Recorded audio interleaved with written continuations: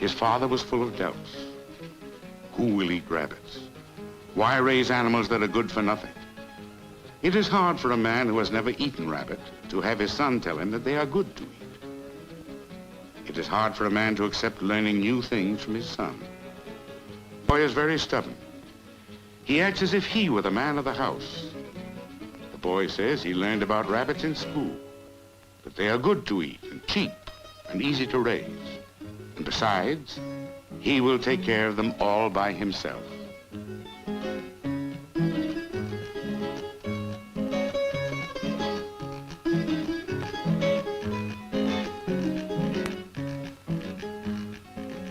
It is hard for a man to let his son win an argument. It is hard, but a man must do it sometimes. He must let the child take new steps when he is ready. That makes him even more of a man. No one would think of preventing a tree from growing. Neither should one prevent a child from growing.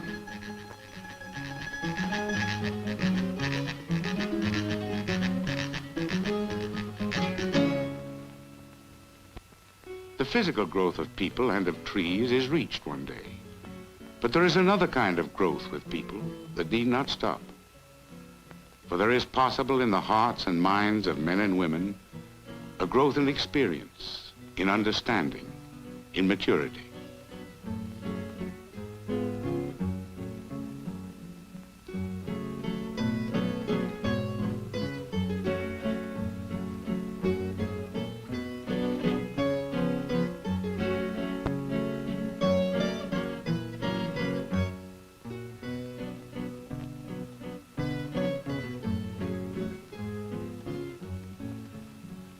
To raise a real man, one should be a real man.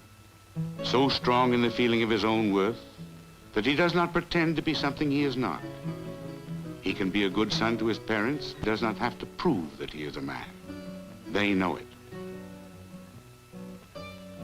He can be gentle with his children. They too know he is a man. He has knowledge of himself and respect for himself. And for this reason, he does not have to be a bully or a braggart to make himself feel content. This is what makes a true man. And it is possible to help a child grow into a true man or the wife of a true man. And it is possible for the young people to understand how the children they will someday have may also be helped and cultivated and loved, so that they too will be true men and the wives of true men.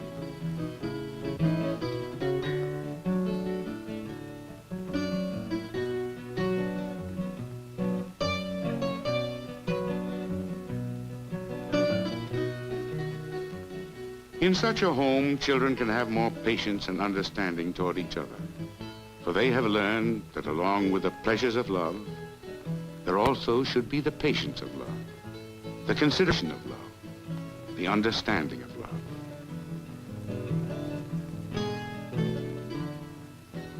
They know that all these things go into making a true man. They know it because they see it in their daily lives at home. They know it because they see it in the way the grown-ups act and feel toward each other, in the way their parents act and feel with them.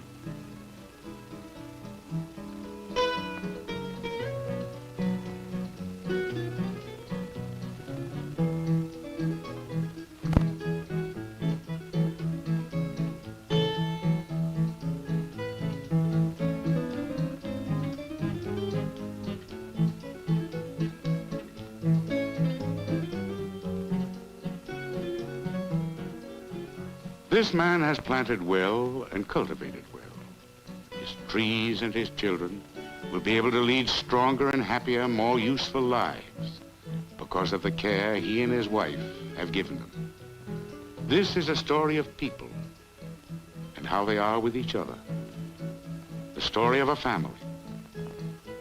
What being in a family can mean to each person in it. May there be peace and honor and happiness for them all in the years to come.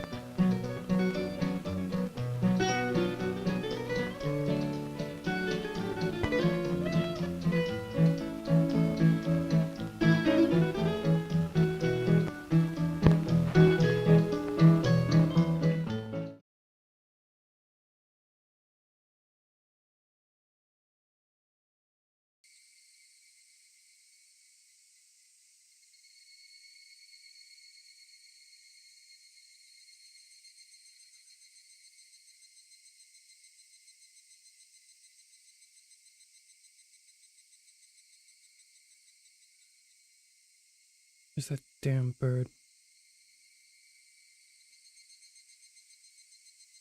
Where is he? Whatever, it doesn't matter. Hello. Hi. Me when I cry. Higurashi.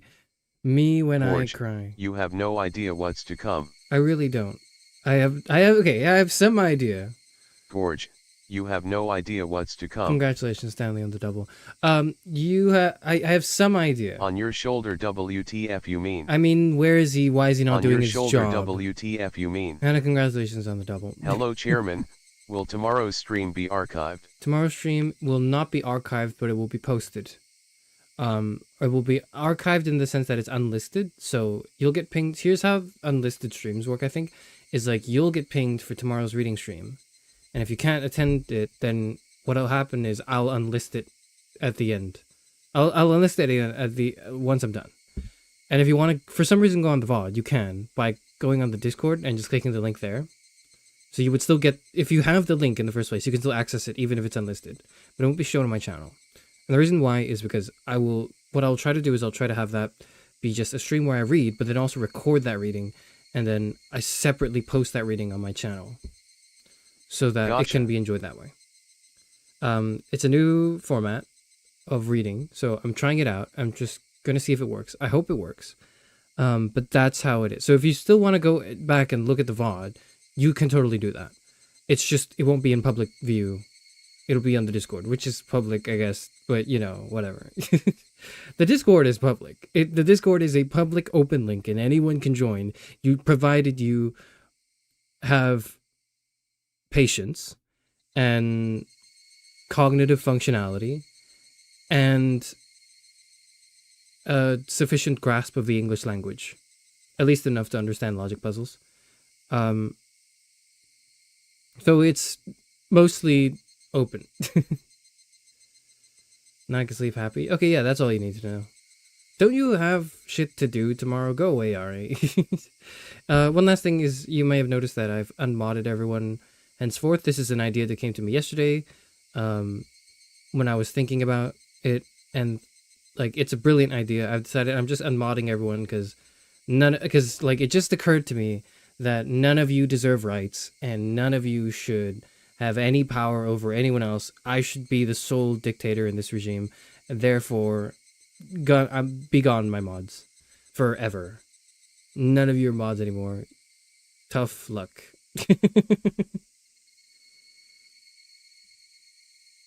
Hi everyone. You're all awesome and fantastic. Hello, Tamashi.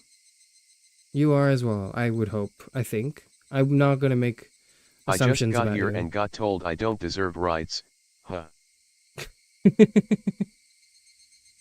Yeah, well, hello, Fufu. That's the gist of it. That's the gist of the stream, yeah.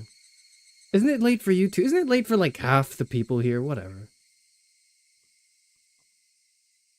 Okay. Today we are finally going to close off our Higurashi when we cry. The reason why this stream was delayed by an hour is because I had personal matters to attend to, and shit needed to be done, and the guy who needed to come here and fix it was late by like 5 hours, and that really threw me off. But everything's fine now, and we're gonna stream. It is morning. Okay, good morning, Fufu. Good morning.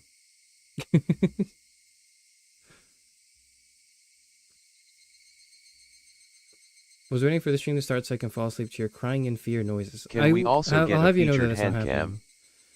A featured hand cam? What are you talking about? No, you're not getting a hand cam. Why do you want a hand cam? No. You're not getting a hand cam from me. If I, at some point ever in my life, have enough of a budget... Oops, I was distracted. Hi, hey, hola. Hello. Hello, Tara. If I at any point ever get enough budget, attain a reasonable idea for how to do it, and also the budget to do so, I will attempt to rig my hands and arms I don't know how I would do that, but if I ever figure that out and I have the money to buy the equipment necessary to do so, you might get that, and that'll be the closest thing you'll get to like a hand cam stream probably. Or alternatively, um, if I decide to do a hand cam stream, I'm going to say fuck all that, and I'm just going to do it. But at the current moment, I don't see any reason why that would be a good idea. I don't care for it personally. And I'm tired and I want to die. I guess that's the conclusion. Anyways, just use gloves. That's not what I care about. I just can't be bothered to set up a full hand cam stream setup. Like, that's just too much work for me. How am I supposed to do that and then also have my like face on it? Like, I can't do that. I don't know how to do that. Use those child toy grabbing claws. It's a really good... Fuck, that's a really good idea. That's actually an amazing idea. That is actually really good. Oh god, no. Now you've implanted that idea in my mind. What if I just use like a claw? I just have 2 claws. That's my hand cam stream. Oh my god.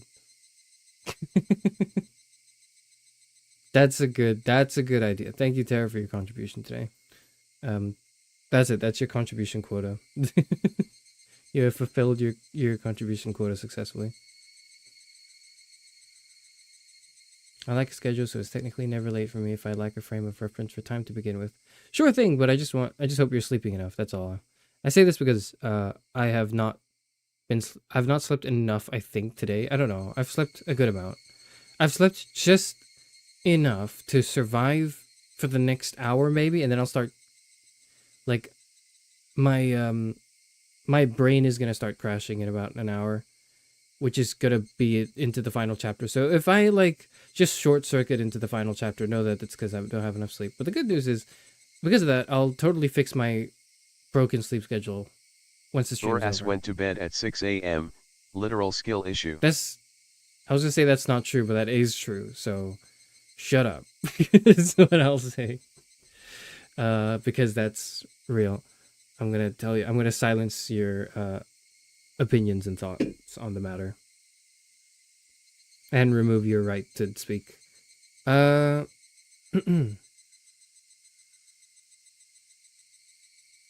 streamer is a crab too. Would I be a crab? I wouldn't be a crab. I would be an octopus, I think. No. Would I be an octopus? I would be like... Let's see. I'd be a hermit crab, maybe. I wouldn't be a crab, I'd be a hermit crab. Silencing women. Okay, alright, we're gonna start playing the game now. Welcome to Higurashi. Last time on Higurashi When They Cry, we slammed the door on our childhood friend / crush. I think there's some sort of romantic inclination there somewhere, but I'm not sure. We slammed the door on her fingers, and then and then she started freaking out. Well, she started freaking out like 5 chapters ago. I don't know how to explain the plot of Higurashi so far. We're in a town, and we think it's haunted / cursed. There's a festival that happens every year where the Oyashiro-sama, I think, the local god starts cursing people and kills somebody. And this happens again. So late again. Or this happened again today. Oh, gentle. You're not late. I haven't started yet. So this happens, and then someone not really our friend, but someone we kind of knew dies. And then it gets really bad, and then it turns out that our high school girl harem or whatever is filled with people that are not so cute and innocent, and they want to kill us. Me. The protagonist.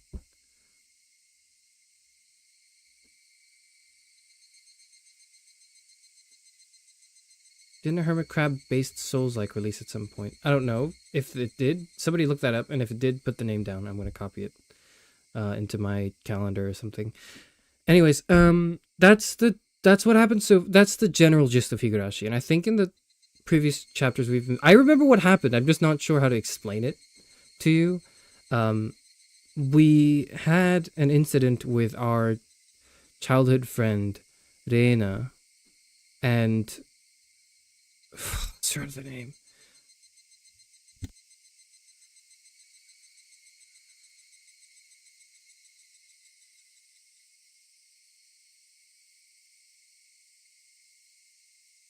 What's her name? I don't know what her name is. It's called something like Another Crab's Treasure. Interesting. All right, I'll have that written down later. Anyways, so there's like two girls that are insane, and out of four total girls, and I suspect that they're all insane, but we won't know until the end, and we're playing to the end now. Mion's the other girl. They're one of them is our like childhood crush. I keep saying childhood. She's not our childhood crush. We'd only just met her like a few months ago.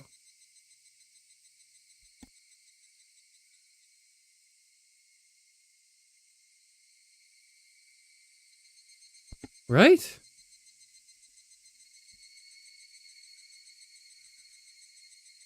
Yeah, none of these girls matter. They're all crazy. Yep, that's exactly correct.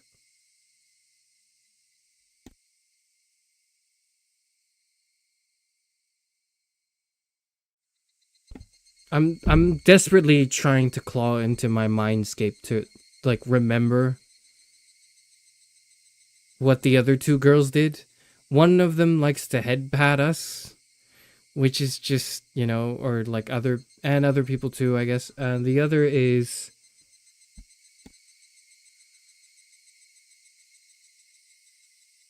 the other one is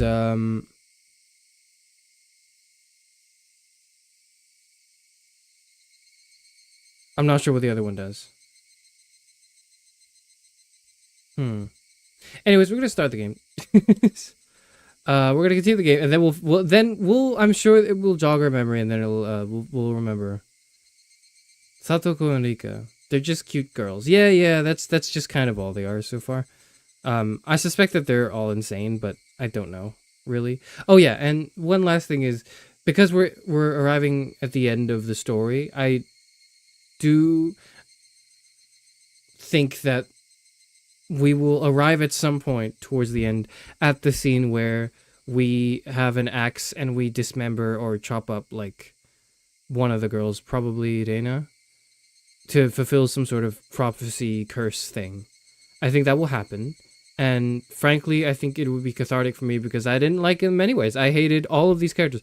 I never liked any of these four characters in the sense that like I'm sure they're written well. I'm sure the game's writing is good for its target audience, but I am far from the target audience because I'm 60 years old. So so like forgive me if they start, forgive me for not fawning over them when they start making lewd jokes at the social club when we're playing card games for for like 6 hours. That's happened, I think. Oh my god. Anyways, so like forgive me if I show no empathy towards these girls. It's because I don't like them and I don't care. 60-year-olds can like anime visual novels too. I'm sure they can. It's just proportionally it's probably, not as I would imagine it's not as you know what? Let me take that back. No, actually, I do think 60-year-old men would enjoy this game. I'm just not the target demographic, I think. Make a remark about the UK pensioner reforms so the 60-year-old feels included. I don't need to feel included. I just need to survive through these two chapters. That's all I need. Okay. Alright. Oh, fucking hell. Okay, let's do it. This is the finale to Higurashi When They Cry. Chapter 1, Onikakushi.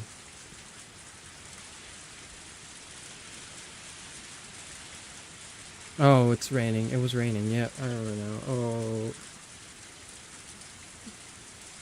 After we, like, shut the door on our friend.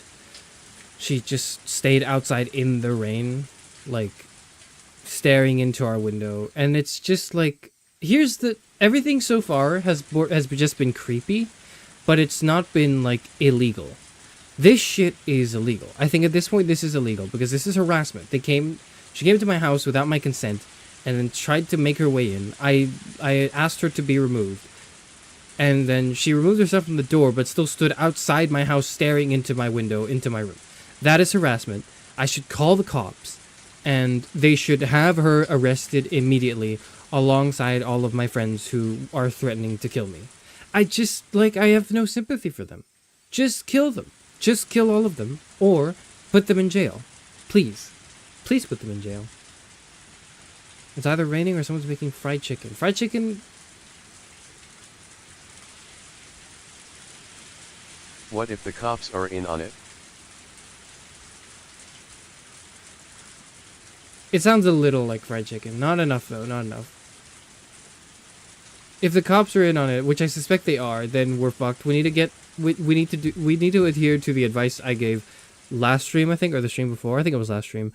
Buy a plane ticket. Get the hell out of here. Use your phenomenal Japanese passport to just go anywhere in the world but here. Just go somewhere else. Go to another part of the country if you really want to stay there. But honestly, after experiencing this shit here, I would just move. Just get out of here. Just leave. Just go far away and never return. That's what I think. What are the tips again? We're a mixed grade. We don't have a uniform. The Maibara Manor. That's us. We're Maibara. I forgot our first name, but that's their last name, I think. The Dam Site Murder. What kind of name is Reina? What's a drug that makes you commit suicide? Notice from police chief. Search notice. There are more than 4 perpetrators. Housewife murder. The terminal illness death. Hojo couple's falling incident. Threat.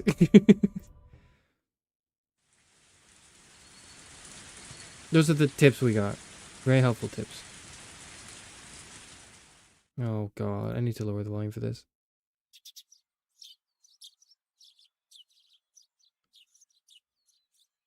I guess I'd be lying if I said I didn't get any sleep. Keiichi, yep, Keiichi. That's right, that's her name. I tried to stay awake all night, but there were definitely gaps in my memory. I guess I kept nodding off and jerking awake in a panic all night. I spent all night hugging the metal bat and sat on top of the futon I used to barricade my door. Reasonable. Waiting, watching just in case someone tried to break in through my window. If I left this spot, someone would break through the door, sending the futon flying and attack me. But if I stopped watching the window, someone would break through the glass and attack me. I tried telling myself I was just being paranoid, but I couldn't sleep. The thought of being so vulnerable scared the living daylights out of me. Sorry, I'm slurring my words. Allow me to try again. Let me have some water.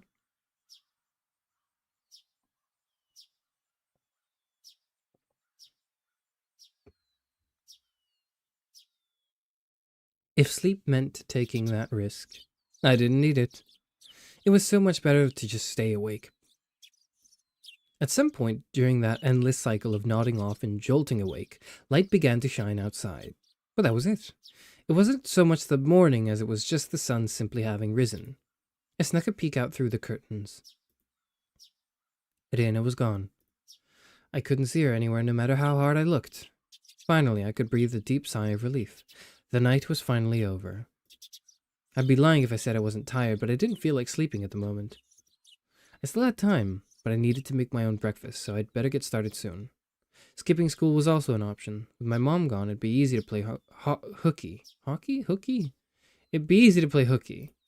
Honestly, I debated it. The risk involved in leaving my house was incalculable, so staying holed up in here was probably my safest option. But staying here wouldn't solve anything. Ueshi-san wouldn't help me without cold hard evidence. Neither he nor my parents. So unless I found some sort of proof, these relentless nights would never end. I stretched my body, tilted my head back, and closed my eyes till just like I did every morning.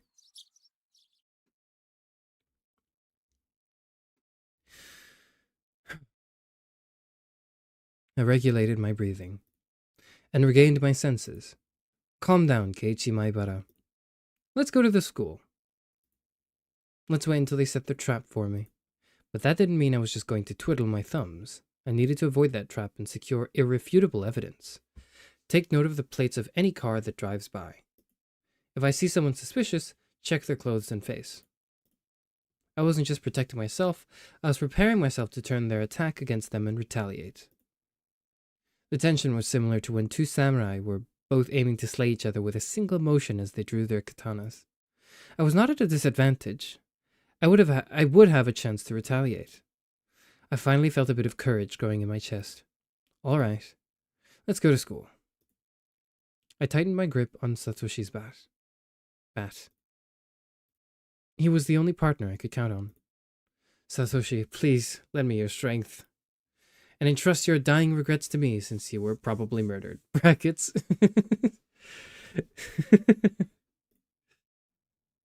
I'll make sure I dispel them. With renewed resolve, I checked the clock. It was still early. Of course, I was going to school by myself today. If I didn't want to run into Reina or Mion, I needed to leave now. But then you're gonna, meet them at the school anyways. What are you talking about? The shattered fragments of the cupboard were still strewn over the entryway. Right. I meant to clean that up last night, but never got around to I it believe with the phone Mamoru call would and make everything. good decisions. Us Mays are smart like that. I, for one, doubt that. But welcome to the stream, mate. If my parents came back and saw this while I was at school, I would never hear the end of it.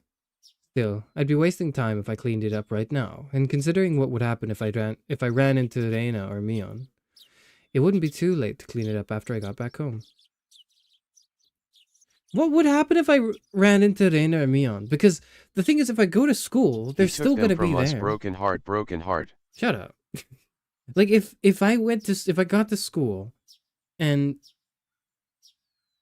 went to my classes as normal, I'd be in the same classroom with them. They would see me. Hello, hey Keiichi-kun, how you doing? You're going to die. There's nothing stopping them from. I don't understand this ploy right now. I just don't get it. What did we do? Oh, where are your mod rights? I took them away. I took away everyone's mod rights because I realized actually no one needs any power except me. I am the sole benevolent ruler, and that is final. Something to that effect. Anyways, back to the game. It wouldn't be too late to clean it up after I got back home. Making extra certain that the doors were locked, I left the house. My uniform was still covered in mud from yesterday, so I left it in the washer. Today, I was going to go to school in a tracksuit. By wearing a different outfit this morning, my mind was forced to accept that today was different from yesterday. I had a hunch. Today might be the day I get killed. Keep your guard up, Keiichi Maibara. The only one who gets to decide if today is my last is me. We're bordering on the You Say Run music right now.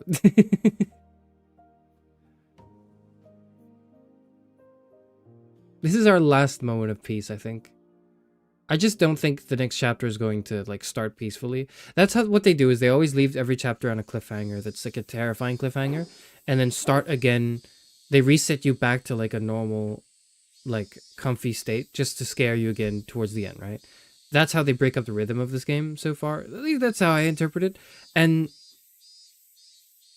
what I just think the last chapter is not going to do that. I think the last chapter is going to be scary from all the way from the beginning to the end. I think that's the idea. I think the idea is the second last chapter is just going to go directly into the last chapter as one mega chapter. I think.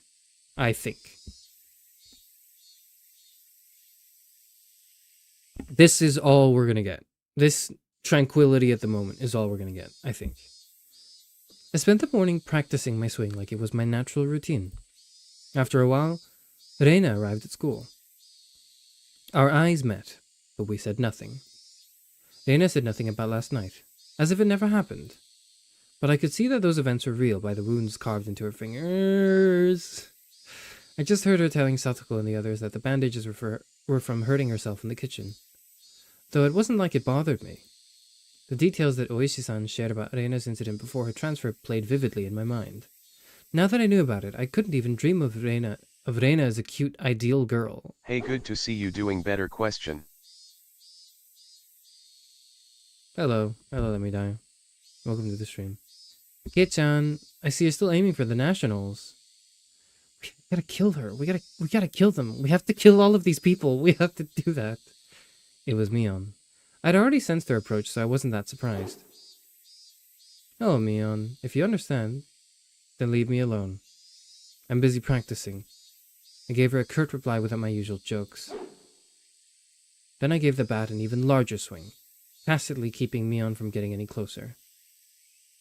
Hey, Kei-chan, take it easy. I think Mion got the message, but she still urged me to give it a rest. Homeroom's not that far off, is it?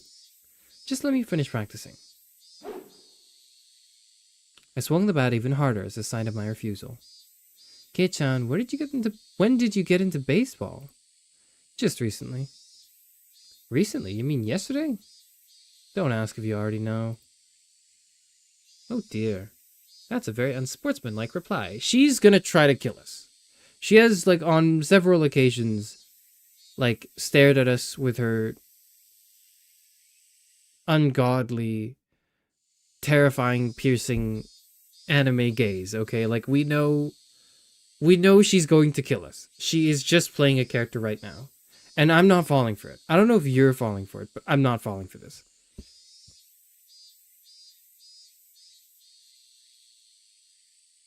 Question, did you turn off Crow during the Ocean View Hotel in VTMB? I did. I did not turn it off per se. I did not turn Parrot off per se. I had to lower the volume for myself, but I didn't want that to interfere with the stream volume, so I just captured the audio through another channel and then lowered it for myself. That's why you can't, but then that made it so that you couldn't hear Parrot for the hotel section of the Vampire the Masquerade stream. Thank you for the question. And sorry if that seems uncharacteristic. It's because I was fiddling around with the audio and trying to make it as pleasant as I possibly could. That's what I did. Hello, _chair heart. Hello, Stella. We're swinging a baseball bat and threatening these anime high school girls. You're distracting me. Go away. I ignored Mion and kept swinging. Normally she'd get mad or bored and leave if someone gave her the cold shoulder like this. But Mion just stood there, waiting patiently for me to stop swinging. I didn't sense any hostility, because she's a...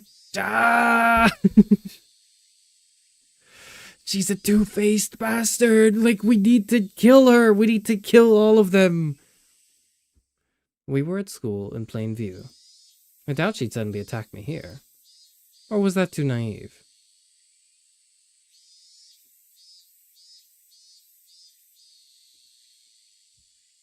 Still, I was starting to get tired. Maybe it wouldn't be so bad to take a break and hear her out. You need me for something, right? What is it? Sweat poured from me as I stopped swinging. I noticed my shoulders were heaving as I breathed. Whew. I cursed my lack of exercise. At this rate, I might not be able to move as needed when the time came. Yeah, definitely. I think that's definitely going to be the case. We are not fit to run away from the horrors of these anime schoolgirls. Lynn says, my new irrational fear is living with someone so delicately strung when it comes to horror that a 3 a.m. creak or flicker of shadow would convince them I'm an intruder or haunted and they'd shoot me. Well, I wouldn't shoot you. I might hit you in the face with a baseball bat. I don't know. I probably wouldn't shoot you, though. But also I'm like a heavy sleeper. I think I'm a pretty heavy sleeper. Like the moment I fall asleep, I'm knocked out all the way till morning. Like, so that's, I don't really get up in the middle of the night from like just light creaks or flickers of a shadow. Like that's not enough to wake me. But when I am awake, I will start throwing hands, I think.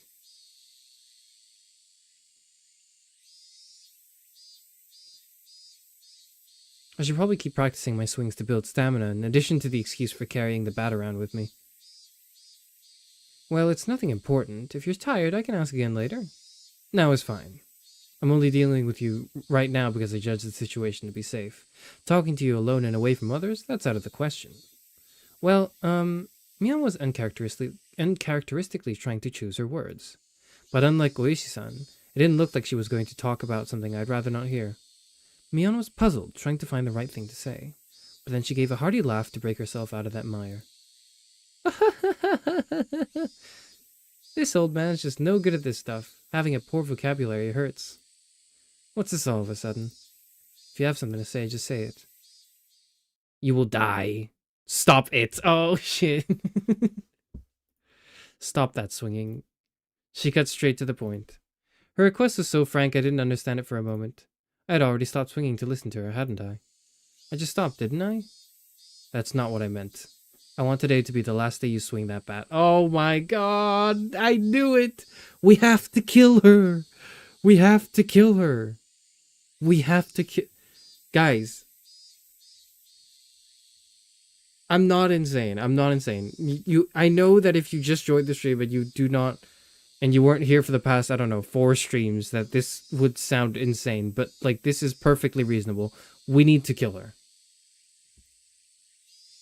I'm sorry. It took me some time to understand what she was asking for. What's wrong with swinging a bat? Why? It's none of your business, is it? I'm not bothering anyone, am I? You are. Mion said it flat out. This didn't make any sense and that was really irritating. When did I bother anybody? Mion was at a loss for words, but she finally made up her mind and spoke, though she stuttered as she said it. But because, Kit-chan, that's someone else's bat. You shouldn't borrow it without permission. It was left behind by a student who transferred, right? I'm just borrowing it until he comes back for it. Huh? Ah, yeah, he transferred. Mion grew uncharacteristically flustered. That made it all too clear that his transfer was a lie. But strange, isn't it, for the older brother to transfer by himself, while his little sister stayed behind. Mion couldn't hide her reaction as my words shook her up. Kei-chan, you knew? Satoshi Hojo, Satoko's older brother, right? The one demoned away last year. Unable to respond to that, Mion fell silent. Dana asked the same thing. Why did you start swinging that bat? She told me Satoshi did the same thing, practicing his swings right before he went missing. So, is this some kind of omen for Oyashiro-sama's curse? Oh shit, we're confronting her directly. We are confronting her directly, okay. She's gonna kill us now. Shh! Mion panicked and looked around. Please, Kei-chan, don't mention Oyashiro-sama so recklessly. I don't believe in him, but the others very much do. Reina especially. Dangerously so. Anyway. You're scaring everyone. If you're just fooling around, then stop it. You have to stop acting like Satoshi. I was the one who was scared. Who do I have to thank for taking up this bat in the first place? But it still unsettled me knowing that my actions were overlapping with Satoshi's. What's unsettling is Mion right now is still entirely in character. That's what's scary to me, and that's done really well. Like, everything she said is entirely in character, and consistent with her not being a fucking psychopath murderer. Or like conspiracist? Conspiracist?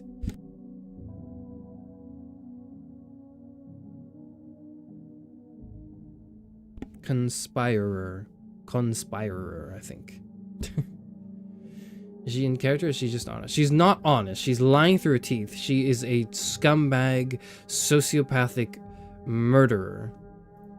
And she's going to kill me if I don't kill her first. It would be one thing if someone suggested it, but I thought I was making my own decisions. I'll say this now. I don't know anything about Satoshi. After all, you didn't tell me anything about him. We didn't mean to hide it. You were hiding the incidents that happen every year, weren't you? That's because we didn't want to, You didn't want to scare me? That's your reason for leaving me out?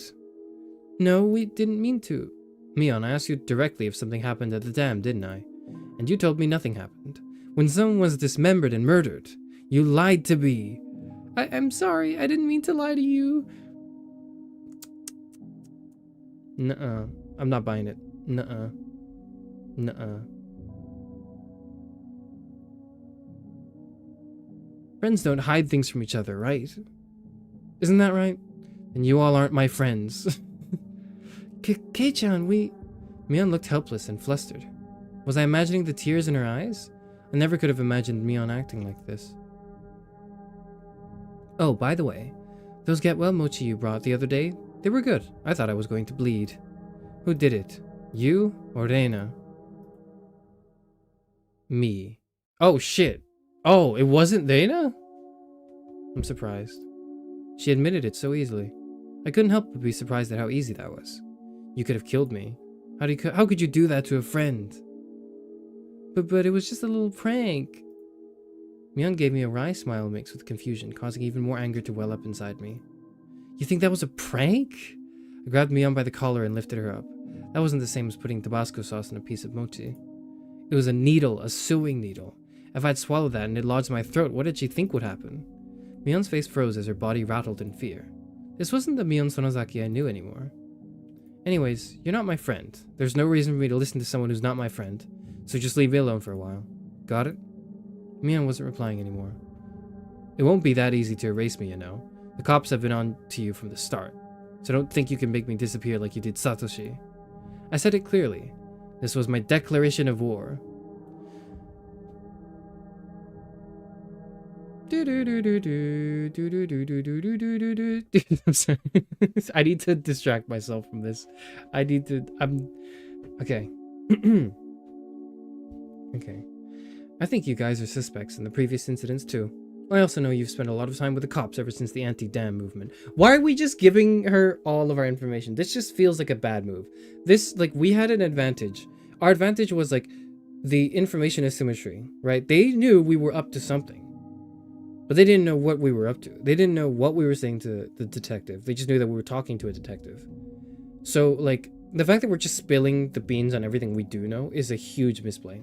This is not it. This is not right. Don't think you can hide it from me. Got that? How did you know? Mion stood there with a dumbstruck look on her face. That was when I heard the principal ringing the bell for school. It was time for morning homeroom. Let's go. The class representative needs to be there, right? At that moment, for the first time, I realized Mion was sobbing as tears ran down her cheeks. You're so mean, Kei-chan. We're gonna kill her. We're going to kill her. I wanted to console her, but I shut my mouth.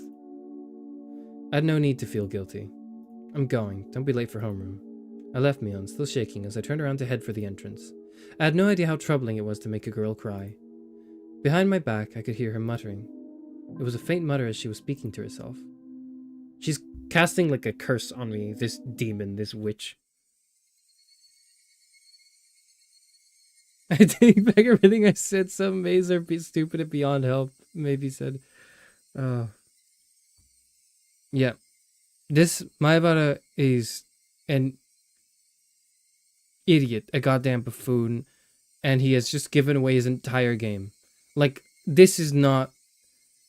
This is suicide. This is effectively suicide. We know that she's the enemy, and we're so confident, and yet we make that declaration not by saying, I'm not talking to you, but by saying, here's everything I know about you. Also, I've been talking to the cops. Also, you are a suspect. Also, here's literally everything I know about this town that you tried to cover, but you couldn't get past me. I knew all along. As if we'd already won. This is the type of shit you would still be wary of spouting if she were locked up in like a jail cell. I would still be hesitant to tell her, yeah, I knew all along, here's what I knew. Like, I knew from the beginning you were lying to me and there was a damn incident and blah, blah, blah. Like, I would be hesitant if she were behind bars. She's still out here free and, like, at least conceivably innocent. We're not doing that, buddy. So that's how it is, huh? She wasn't saying it to anyone.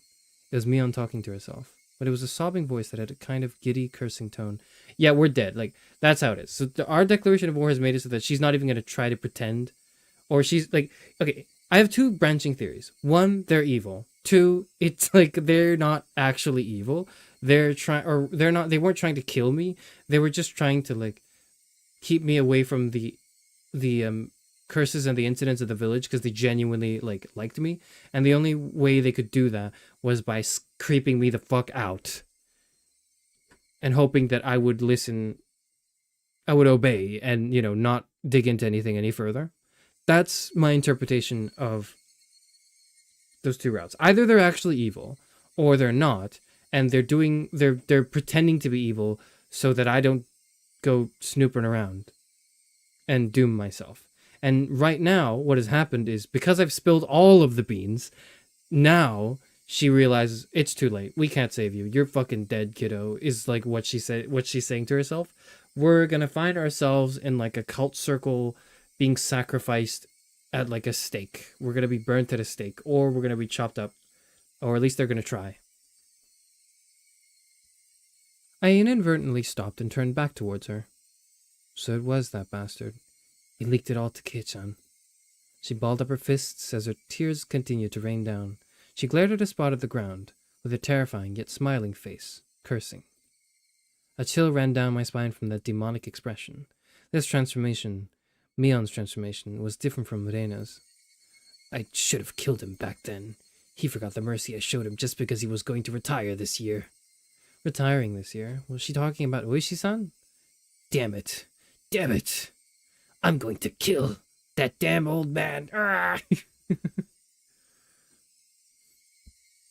We have to, let's kill this girl. Let's beat her to death with hammers, okay? It felt like the air itself had begun distorting. With Mion at the center, the world had begun to twist and spiral. Bending, whirling. This was the first time I'd experienced such a visage. Rise. Attention. Mion made up an excuse for her red eyes by saying there was something wrong with her contacts. After that, neither Reina nor Mion spoke to me for the rest of the day. Neither Satoko nor Rika-chan looked me in the eye. Strangely, I didn't feel hurt. Everything had just went back to the way it was. The month since I transferred in had been almost too much fun. It's only been a month? Dude, just... I've said what I needed to say. That was all. School was supposed to be something like this to begin with. And I should have disliked that feeling, but today it felt oddly refreshing.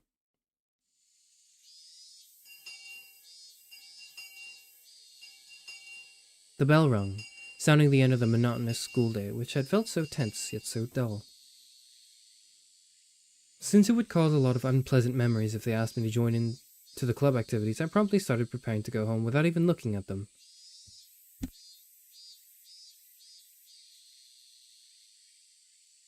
I stuffed the contents of my desk into my bag, wrapped my hand around Satoshi's now familiar bat, and began heading towards the entrance.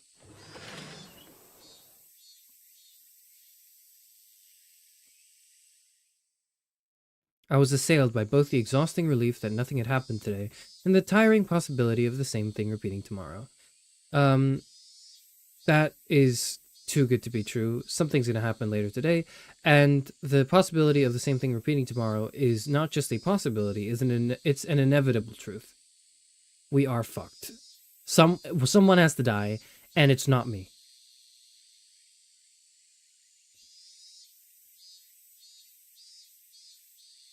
But deep down inside me, far beneath in the recesses of my heart, achingly I knew this would be the last day of this cycle. I don't know if I'm aching. I feel like, thank God it's over, is how I'm feeling about this.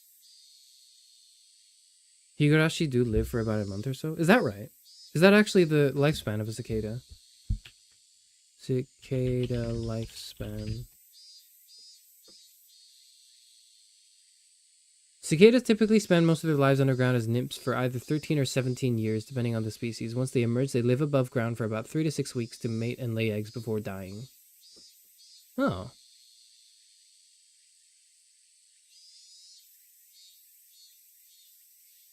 Interesting.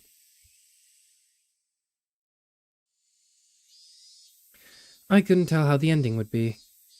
Whether it would end as I wished it to end, or if it would end as I hoped it wouldn't. Regardless, in my current state, there was something more important than how things would end.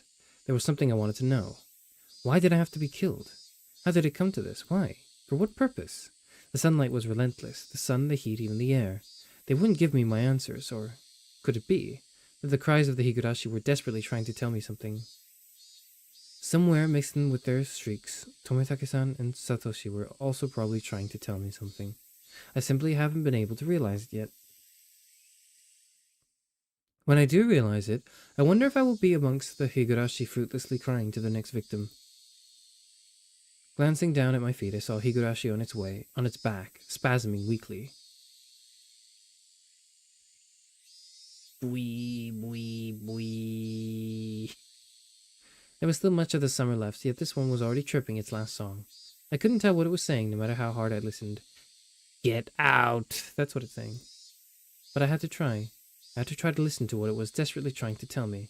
I'm gonna get hit by a car. Someone's gonna sneak up behind me and then put like a bag over my head.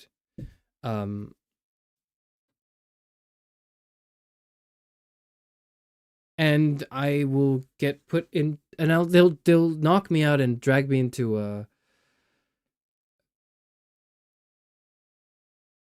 I was gonna say like an underground cellar, but they might also just put me in a public like park or something, because this whole village is against me, right? This whole village is conspiring against me. At that moment, the shrills of the Higurashi ceased all at once. Me when they stopped crying? As if they had huddled together, fearing that the person who'd brought them to their dreadful fate had arrived.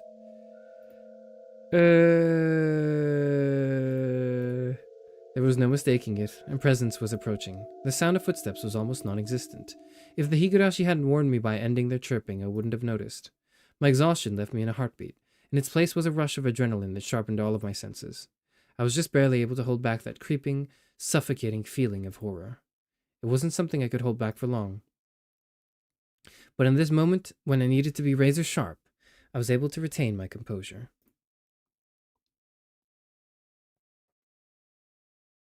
I wasn't going to shout like I did yesterday. I hid myself calmly amongst the trees, waiting for my pursuer's shadow. Could I get them to pass by me? No, since I was able to hear their footsteps, they were probably also able to hear mine. Definitely able to hear mine. They might have already been able to tell that I'd hidden myself and was holding my breath. The person tailing me, was it Reina, just like yesterday? If it was Reina, I wouldn't hold back. I could just yell at her and make her go ahead like yesterday. If it wasn't Reina, it would depend on how they acted, I guess. The footsteps ambled closer. I swallowed, wiped my clammy hands on my pants, and readjusted the grip on my bat. I could tell that the fear I'd beaten back once was now waiting for another opening to come at me. Who could it be? I peeked out from behind the tree at the person following me. My imagination hadn't led me astray, it was Reina. There was a bit of relief as I realized it was someone I knew, but that feeling left me in an instant. This wasn't the same Reina that I knew. Oh. Oh, fuck. Her eyes were dark and lifeless.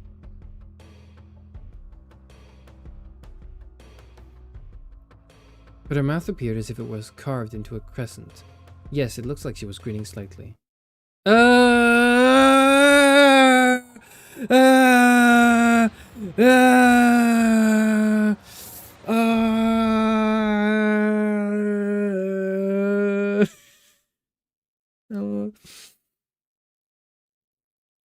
Okay. I need to like if I weren't streaming this and if this wouldn't ruin everyone else's experience, I would start. I would go into Spotify and play like the Metal Gear Rising soundtrack, and then just go through the rest of the story with that on repeat. That's how, like, this is just like, now I'm just Jetstream Sam. This is the way I see this. Like, this is how I cope. This is how I'm coping with this. Ugh, okay.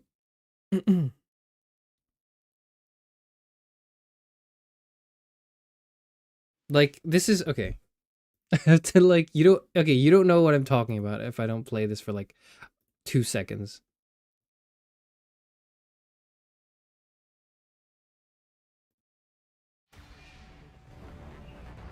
No, that's not the. What was the song? What was the song in my head? Was it Collective Consciousness? Yeah, yeah, yeah.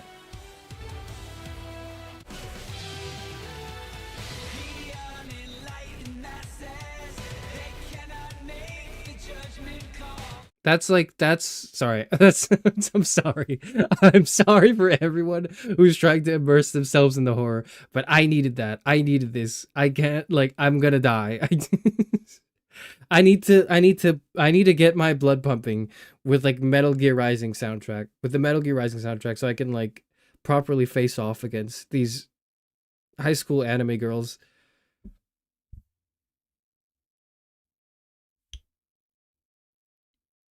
Okay, let's do it. It's a 1v1. I have a bat. She has an axe. What we can do is we can dodge her axe, get in close, slam her arms. I think the easiest I think the one of the ways to go about this is to like break her arms or her legs. Arms probably. I don't know actually. I have no idea. What happens if she's like demon possessed and enhanced or something? Like, how do we fight that? Okay. I hid myself behind the tree once again and recalled the unbelievable sight I just saw. What was that just now? The embodiment of terror laid bare. Baseball, practicing my swing, there were tons of excuses for me to be carrying a bat. But for that axe, there was no excuse for that. Well, I mean, like, she was carrying it earlier. There was some foreshadowing when we were in the dam fishing up the Colonel Sanders. An axe just like that? H-kun, are you playing hide and seek, I wonder? I wonder. My heart was pounding, hard enough that I had trouble breathing. What little composure I had been able to hold on to was now crushed. In its place, cold sweat gushed forth, covering my entire body, letting me know precisely what kind of emotion had taken hold. Not good, not good, not good. I wasn't able to hide myself completely. She already knew I was here. I used to do the same thing, but with Outcast instead of video game OSTs. If it weren't Metal Gear Rising OST, what would I use?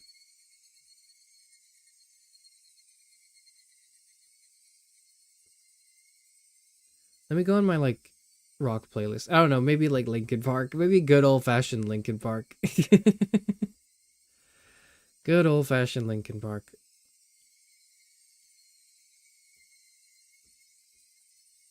That'll do the job. I think that'll do it. Anyways.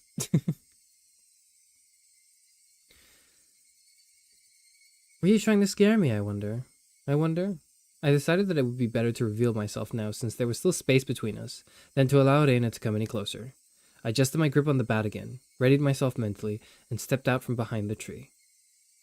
Alright, motherfucker, it's go time. It's go time. It's go time.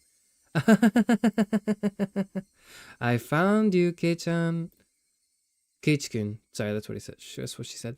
Reina was pleased that she found me, eliciting a mysterious giggle.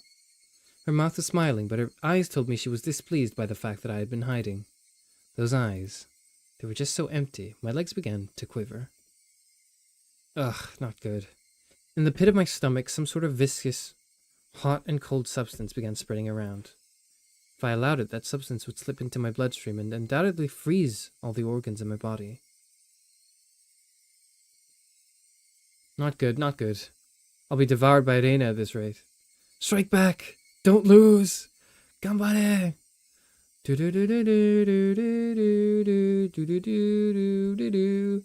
It's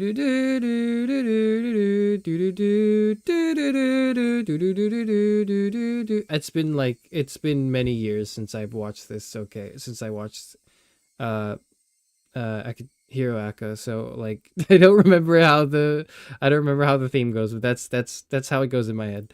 Anyways, what is it? I blustered, hiding behind my bravado. But Reina didn't flinch one bit. Just the same as Kate-kun. I'm heading home. Then what about that axe? Then what about that bat you're holding? I'm practicing my swing. Then I'm treasure hunting. Reina gave a flippant explanation as to why she had such a fearsome weapon. Treasure hunting?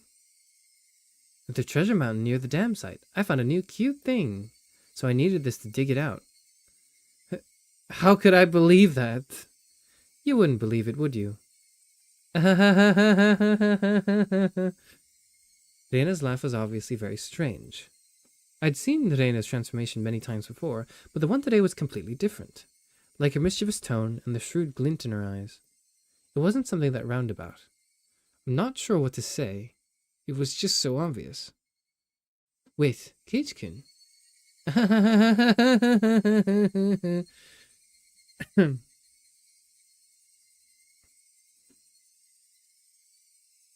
Charis, can you throw the fight? I have a parlay that she'll decapitate you.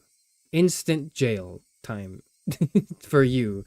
If I could send you to virtual jail right now for having a parlay. Tisk tisk. The youth nowadays. Anyways, Reina didn't stop walking even as she let out that eerie laugh. Whenever Reina got too close to me, I would scurry away and turn back towards her. The cycle repeated over and over. No matter how you looked at it, I was being chased by Reina and was trying to escape. Don't follow me. I can't do that. My house is this way after all. When I met with Reina on this road yesterday, she cowered and trembled as she followed my commands. But today was different. Reina didn't show a hint of trepidation. Actually, wasn't I the one who was cowering? If the way home for Reina and me was the same, that's fine. I'd just change my route. That'd work out, wouldn't it? I turned onto a side street I'd never been down and knew little about. But Reina saw me do that and followed me while laughing. Why aren't you going home? Then just go home down the street you normally do. Why would you follow me down this weird little side road? Those thoughts screamed in my head, eventually spilling out of my mouth. Why are you following me? The tone of my voice was already tinged with terror. Because I want to talk to Kate-kun. Kate-kun wants to talk to Reina too, doesn't he? Doesn't he? I don't want to talk about anything with you. That's a lie, isn't it? There's something you want to ask me about, isn't there? Not at all. I have nothing to talk to you about. That's a lie, isn't it? It's not a lie. Lies! Dude, fuck that. She's horrifying, man. Look at this shit. This is much better. Okay. It's not as bad because, like, we've seen it. I'm not too worried. I'll be fine, actually. I'll survive these 2 chapters. We'll be alright. And then we'll have, like, a level-headed, calm discussion on, like, the philosophies of horror in visual novels or something. Reina's scream echoed, startling some nearby birds into flight. I cringed in fear. The only other thing I could do was increase my pace. Let's talk, Kate-kun. Talk. Talk.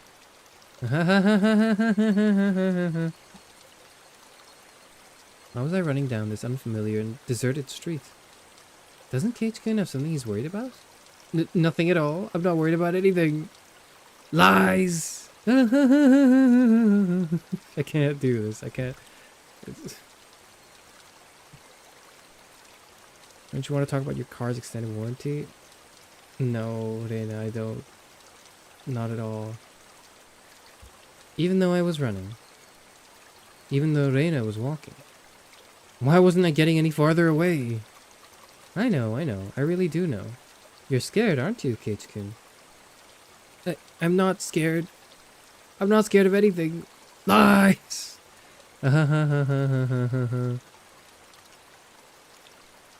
Let's just be honest and say, you freak me the fuck out. Get out of here. I'm going to call the cops.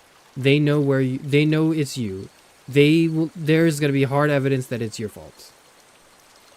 I have written a note that said explicitly, I would not commit suicide. If anything happens to me, it is the fault of the villagers here. Okay, I can say all that, but then she can just pull some shit like, we know where you live, and where do you think your parents are? And then like that's gonna 180 the whole conversation really quickly. My breathing grew heavy, and it felt like my legs were giving out from beneath me. Dana wasn't even breaking a sweat. I'll listen. This time I'll listen. I had no idea what she was talking about or what exactly she wanted to do. This time I'll listen. It will be different from the time with Satoshi-kun. When she said Satoshi's name, I turned back for a moment. But even as I did that, Reina was still advancing. I couldn't afford to stop. Satoshi-kun was worried too. It looked like he was having such a hard time.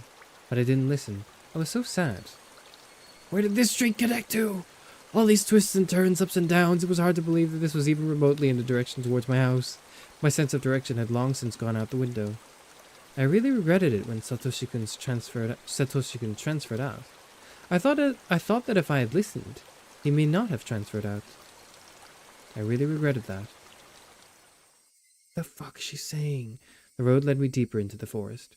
Wasn't I getting farther away from the village the more I ran? I lost more and more of my composure the more I thought about it. But despite this realization, my inner self was still disturbingly calm. So you see, I vowed that if there was someone struggling like Satoshi-kun did, I'd save them. I don't want to see anyone transfer out again. Okay, so that's how we break the curses. We have to like kill her with the axe, right? That's what's bittersweet is like, Dana is like fucking terrifying, but ultimately she's trying to save us, maybe? I don't know. Man, I have no idea. Damn it, what does transfer even mean? I won't let you transfer me. I won't end up the same as Satoshi. Come on, Keiichi-kun, talk to me. I'll be able to understand you, Keiichi-kun. I'm your ally. So, again, I think that obviously at this point in the game, your character is supposed to think, no fucking way, you aren't. But I think the twist is that she is trying. That, to me, ties nicely into the foreshadowed bit, or like right at the beginning of the game, where you chop her up or something. Like that to me seems reasonable. I started wheezing out of breath. And like and obviously in return, like you, like us, the character would have to keep the promise of the village or something and keep Oyashiro-sama's curse alive or something to, I don't know. And you wanted her dead? I do want her dead. These things are not mutually exclusive, okay? I started wheezing out of breath. My lungs were so hot that they felt like they were going to explode, and my heart was beating as hard as it possibly could. I should have practiced running instead of my swing. I couldn't even afford to scoff at that stupid thought. If Keiichi-kun doesn't have anything to worry about, he'll go back to normal. Everyone will be back to being friends. And we can enjoy club activities again. Next time we'll team up and beat Michan. Yeah, how much fun that would be. Reina couldn't even imagine how much I had wished I could turn back the clock on these past few days. You could be nice to me again, too. I want to go searching for treasure again. This time we'll prepare a nice lunch. Actually, we could just go right now. Let's go up to the dam site together. I'll show you the cute thing I just found. I'm sure you'll like it, too. It's like a body. It's for sure 1000% a body. I don't know what else it could be. My footsteps made pathetic flapping sounds as my legs wobbled and faltered. Hot on my heels, Reina's steps were sharply breaking twigs underfoot. I had to accept it. I was on the run being chased by Reina. If she caught me, it was all over. I realized it instinctively. I couldn't even begin to think of what the end would entail. Just that if I was caught, it was all over. That's all I knew. It didn't matter how it was going to end. I wouldn't let it end. Not without knowing anything. Not yet. That momentary lapse was all it took. Of all the things that could have happened, my knees buckled underneath me and I crumbled towards the ground. Fuck. No, it's over. It's over. Oh. Okay. I tried to stand frantically, urging my legs to respond. I used my bat as a makeshift cane to prop myself up, but Reina was already standing right in front of me. It's over. Come back to me, out of breath and utterly exhausted. Reina was so cool and composed that she could have froze the air around her. She wasn't breathing hard at all. Rather, I couldn't even sense if her heart was beating. Are you afraid of something, I wonder? Oh, that she didn't do for the first time ever, she didn't do the double at the end of the question. It's not like you to tremble, Keichikun.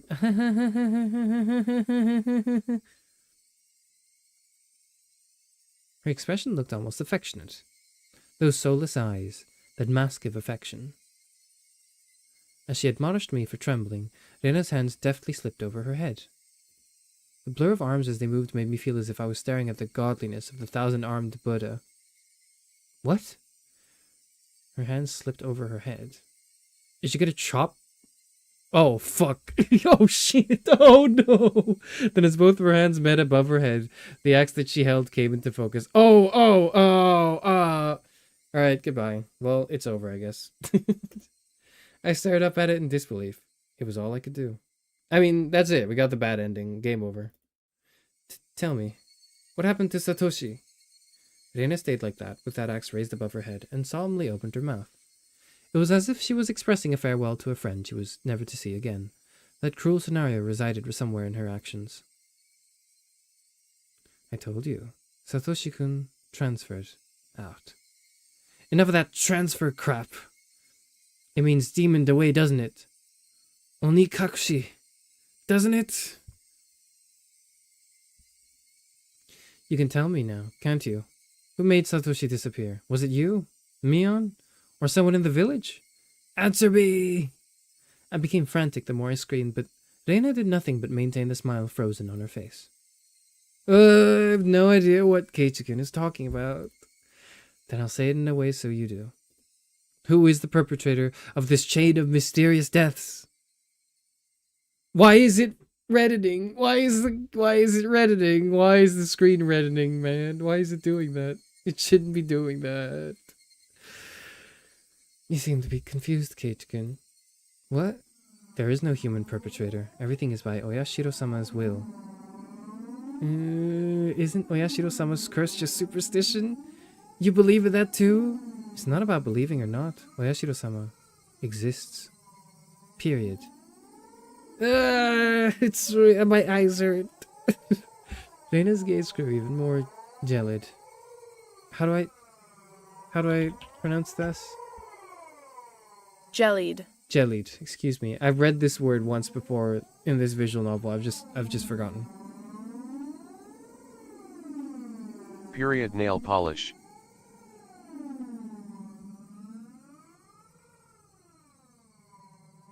The ferocity of her stare was so intense, not allowing me to question anything.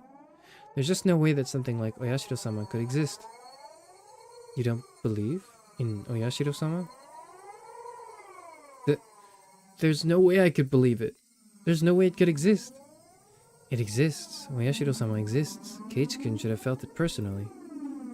I never felt something like that.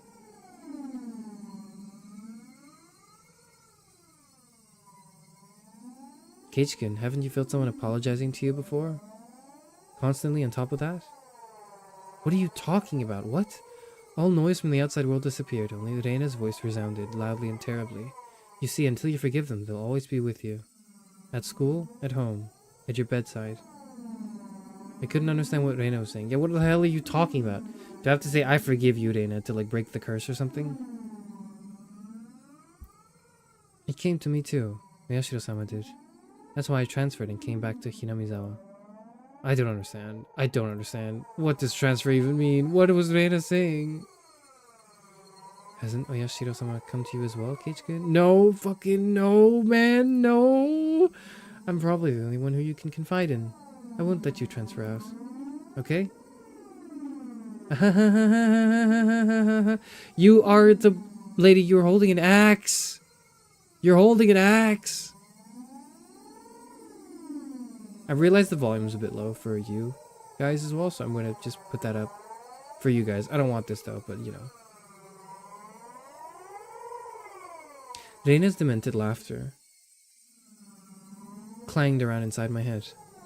Was Reina saying Oyashiro-sama came to her as well? That's right. Last night I had heard about that when I asked about Reina.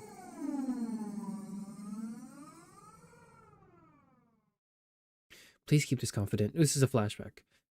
Please keep this confidential. Also, part of this may be speculation. Not all of it may be true. Are you still interested? Oishi-san began speaking. Neither the victims nor the school filed a complaint, so there's no preliminary report. Basically, the police hadn't intervened in this matter, so all of these details are just what I heard from those involved. Meaning it's not that credible. You said there were victims. Didn't Reina just break all the windows? No. Reina Ryugu had attacked 3 boys. Oh, shit. We didn't know this. Did we? I don't think we knew this. I'm gonna just put my... I'm gonna put my coat on. I'm gonna put my pajama coat on for, like, no reason. You don't have to worry about that. Okay.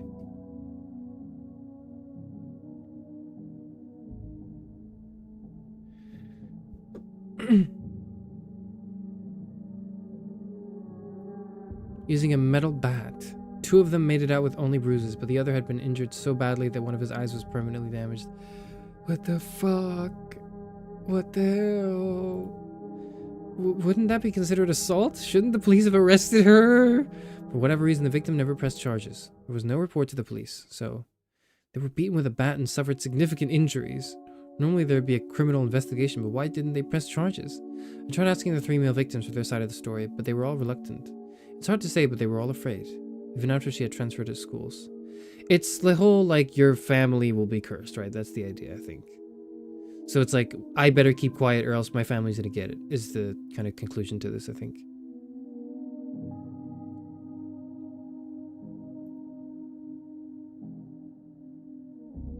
Oishi-san, could you summarize it starting from the beginning?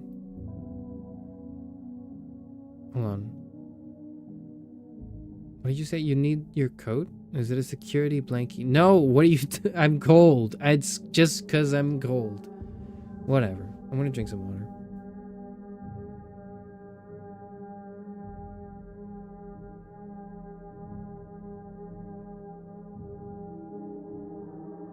Okay. Okay. Reina hit people while she broke the windows. Or was it she started breaking the windows after she got bored of hitting people? They sounded similar, but the meanings were drastically different. On an undisclosed date, Reina Ryugu was conversing with 3 male students, close friends of hers, near the pool storage shed. Who were those 3? I can't reveal their names, but they were close to Reina Ryugu, and it seems they were a group of friends. She was the lone girl in their group. So it wasn't that strange that the 4 of them were together. So what happened? I don't know the reason why. She took the baseball team's bat that was in the pool storage shed and beat the 3 of them down one after another. What the fuck is happening, man? I don't remember this. Why was I withheld from this lore? There were no witnesses. This was an account pieced together by the information given at the time of the incident. What the fuck? One day after school, Reina and 3 male students were at the pool storage shed talking together. They weren't seeking help, rather they usually met up there. It appears it became a heated discussion. At that time, Reina underwent a change.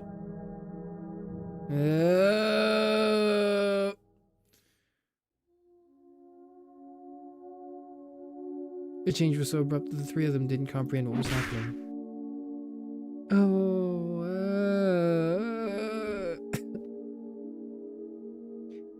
Charis, do you own a basic throw blanket, or are you cool and own a weighted blanket? I'm not cool enough to own a weighted blanket. I have heard the good things about them, and I have thought about getting them. When I eventually stop struggling with rent, I'll consider buying a weighted blanket, I suppose. Anyways, the changes. Okay. Then taking the metal bat, she attacked her friends one after the other. Leaving her friends covered in blood with gashes on their head, she made her way towards the school building. What the fuck? Then she broke the glass windows one after the other. A few minutes later, a teacher appeared on scene and subdued her. How did they subdue her? Tell me what the technique is. What the hell? What do I do? What do I need to do?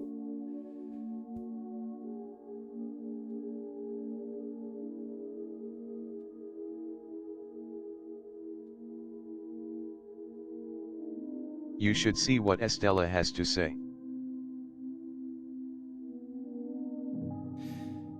Thank you, Estella. Sorry.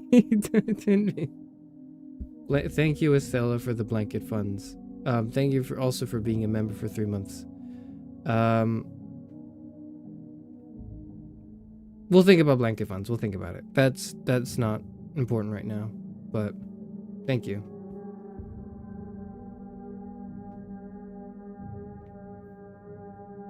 What was this? I was sorry. What was it? I was literally going over to Ko-Fi. I said, "Okay, don't go send me blanket funds. I don't need blanket funds." They lost 2 members that day. I don't need blanket funds. Thank you. The whole judo club restrained her. They lost 2 members that day. No, like, why? Okay, the mystery here is like, why didn't the 3 boys do anything about it? And what I think is the non-supernatural explanation is like, she had dirt on their families, or she had threatened their families, and was like, you will quietly take this cult beating, or else your family's gonna get it. And they're gonna say goodbye to their kneecaps, and then the boys kind of have to go like, okay, sorry. I don't know, because like, look, if it were up to me, like at this point, just kill her. Like if I could, I would just kill her and all of them immediately. Take my parents, get them out of here, go somewhere else, go to a different damn country or something. I don't know. I don't know what the hell I would do. Actually, I have no idea. I can't. I'm like a little, hold on. I can. I'll be fine. Hold on. I'm actually so fine. I'm actually just completely fine. I'm totally okay. Hold on. Yep. Okay. What was this change Rena underwent? What matches up in the statements from the 3 was a sudden change. The point that there was a transformation. Transformation? I also could recall Rena's transformation. I just don't buy it. I don't think it's a transformation. I think it's a psychotic episode. That's all it is. Like, it's not like a, oh my god, her body was taken over by a demon spirit. That shit's not real, okay? It's not real. It's not real. I'd seen that change many times before. It was so different from the usual Rena that I couldn't help but believe it was someone else who looked like Rena. That transformation they're talking about, had it happened before? No, there was nothing like that. As far as I could find out, in her medical history and past, there was nothing like that. Does that happen often, where people change suddenly like Rena did? Of course it does. There are plenty of psychological phenomena that could cause something like that. Then, you're saying that there was a dormant element in Rena that caused that transformation. I cannot say that for certain, but according to the statements of her friends, it's hard to believe she had such a side to her. Kind, caring, and adorable. Even before she transferred here, she was probably pretty popular in school like she was now.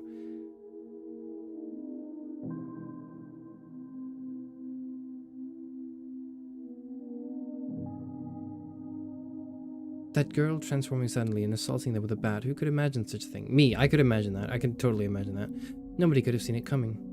I myself sometimes believed that I was mistaken for thinking that was Reina, even now.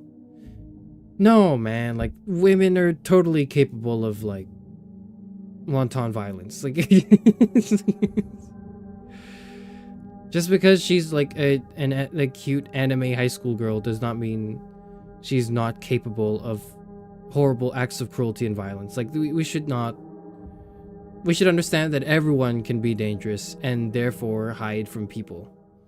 That's the conclusion we should come to. Lamidai says, I think it's a machismo thing, that they're too afraid they got beat an inch from life by a girl that looks like Reina. It would be for, like, admitting you almost died fighting a rabbit. It could be that could be the case, maybe. Maybe? I don't know. But it's, yeah, it could be like an honor thing, right? Or not an honor. It could be like a masculinity thing. I don't know.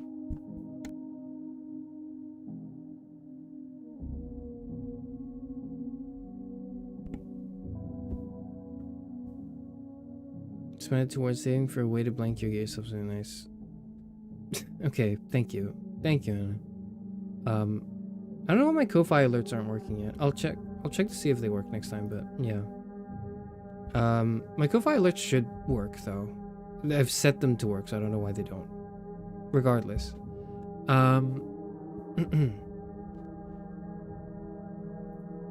Then what happened after that?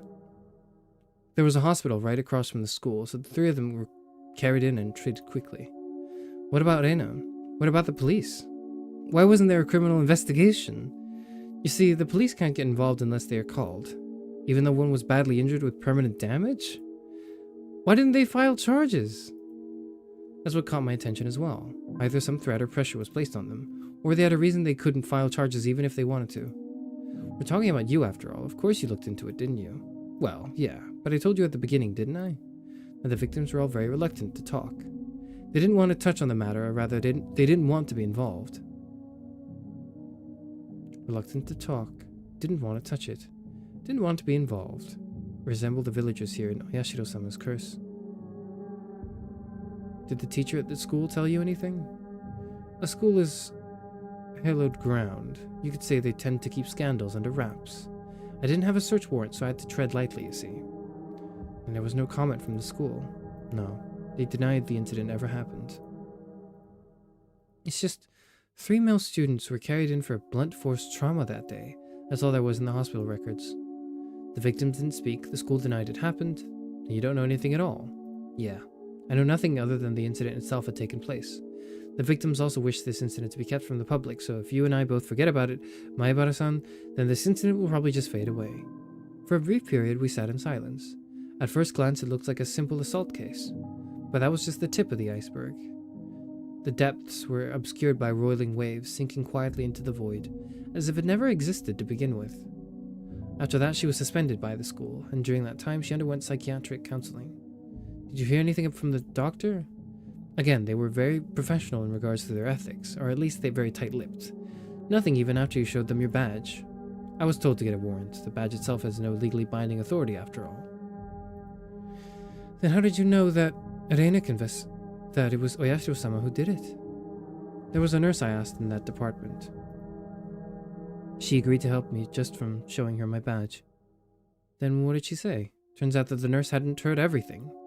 Apparently all that she remembered was what she overheard from inside the room. The nurse said that at the time, Reina Ryugu was very calm and mild-mannered. It was more like she was confessing her sins at church than a counseling session. She spoke with her mother there for some of it.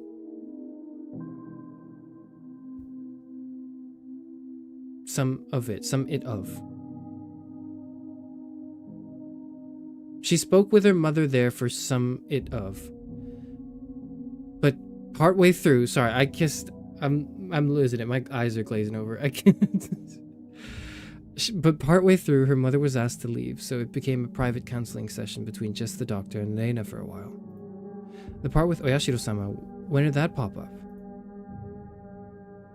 Partway through, she screamed the name suddenly. That startled the nurse, and that's why she started listening in. Okay. Oh, it was Oyashiro-sama!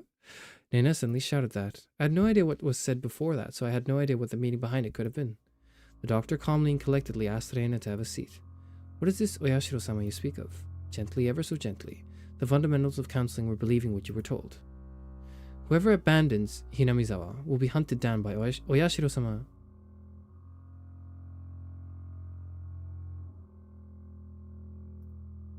And they've finally gotten to me. That's the town you lived in before you moved here, isn't that right, Ryugu-san?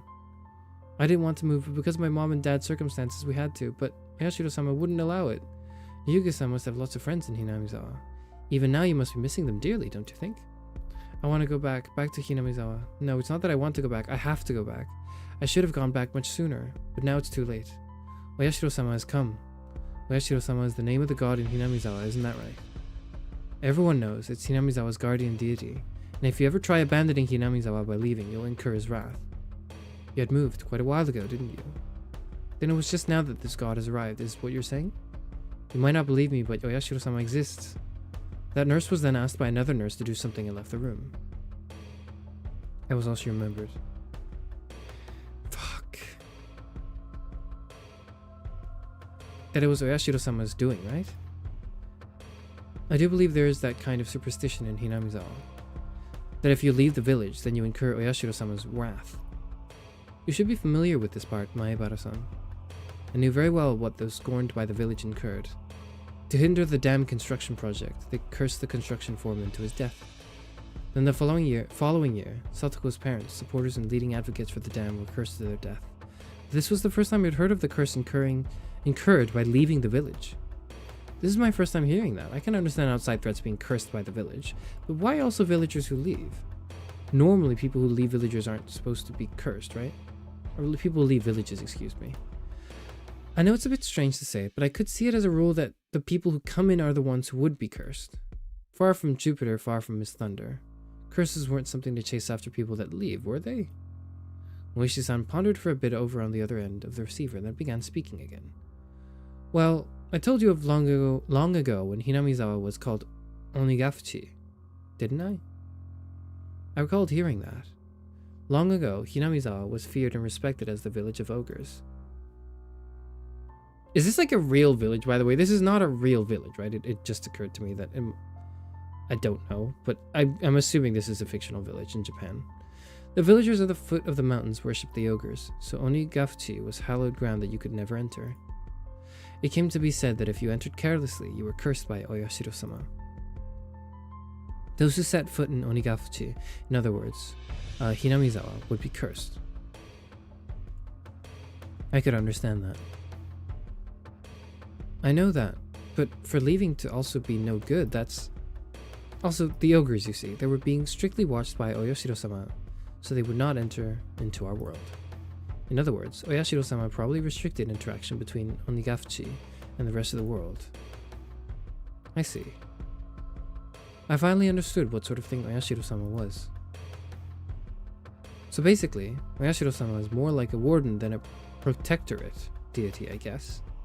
Trying to keep this place isolated from the rest of the world? I guess that's how it would seem. I'm sorry, I don't know very much myself. This is mostly what was passed on to me from my grandmother. It's based on the writer's home village, but it doesn't take place there. I see. Okay. I could understand it a bit better if it was like that.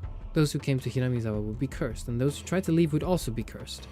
So because Reina originally lived in Hinamizawa and moved away, she fulfilled the requirements for being cursed? So that means because Reina moved away against his wishes, she was cursed by Oyashiro-sama. Isn't that what it adds up to? In short, that seems to be what it points to, I guess.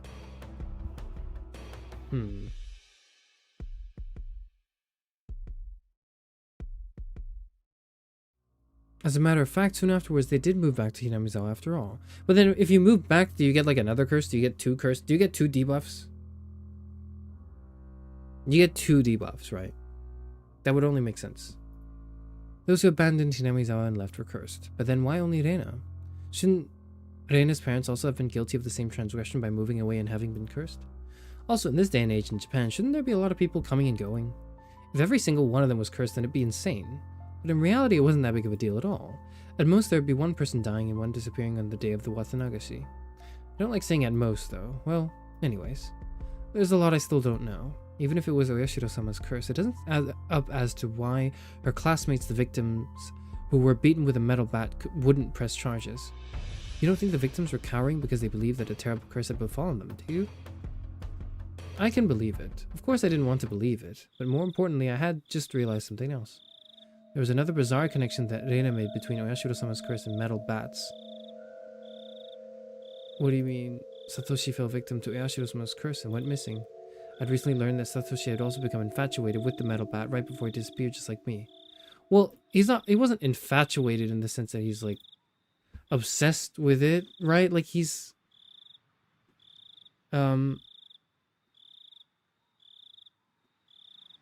it's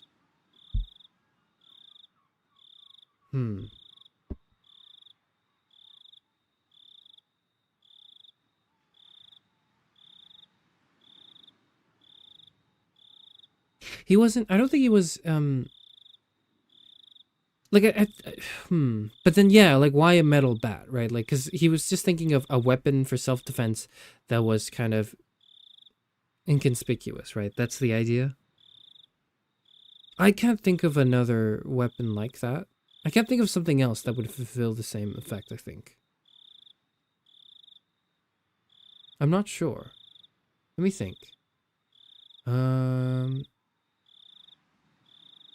You wouldn't be carrying around an axe, that's for sure. You... Unfortunately, guns are not as conspicuous as I'd like them to be in this fictional setting. I...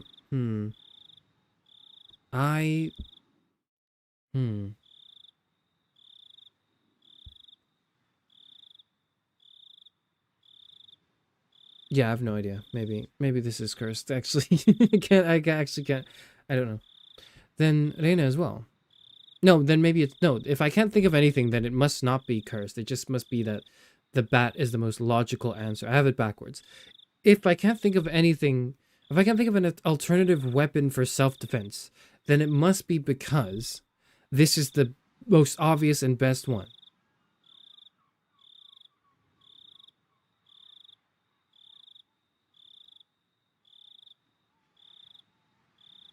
I don't know, because it wouldn't be like a knife, right? It wouldn't be a spear. Maybe like a spear. Maybe like a performative martial arts spear. I don't know. We're really stretching it then at that point, right? The bat just makes sense. Like the bat just makes it just instantly made sense to me.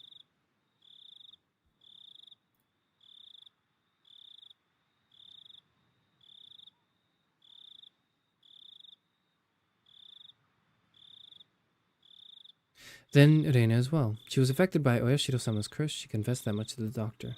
And the weapon which she had used at the time of that horrendous act was, again, a metal bat. And finally me. I'd encountered various things that were inexplicable, and now I was holding on to a metal bat.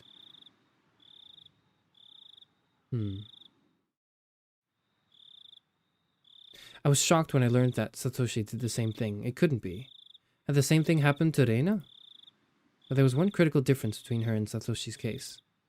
That being, Satoshi went missing after falling victim to the curse, but Reina was still there.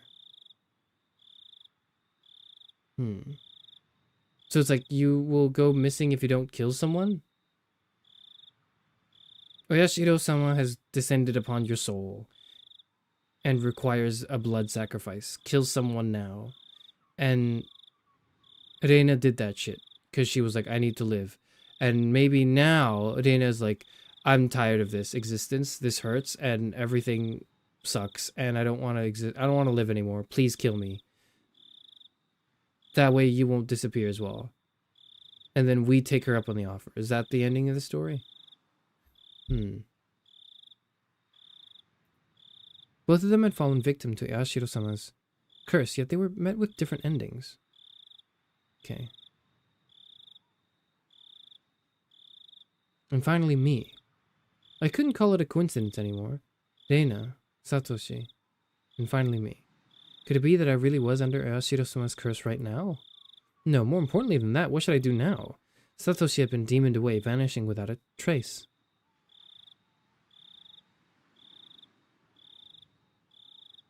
Reina was fine. Fine? Reina had undergone a change. I could only believe that there was something that wasn't Reina residing within her. And here right now, it was standing before me. Oh shit, flashback over. We just had our key flashback moment.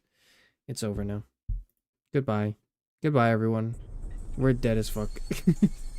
Reina, please tell me. What will happen to me? Reina stood imposingly, not answering. Satoshi disappeared, but Reina didn't disappear. So what will happen to me?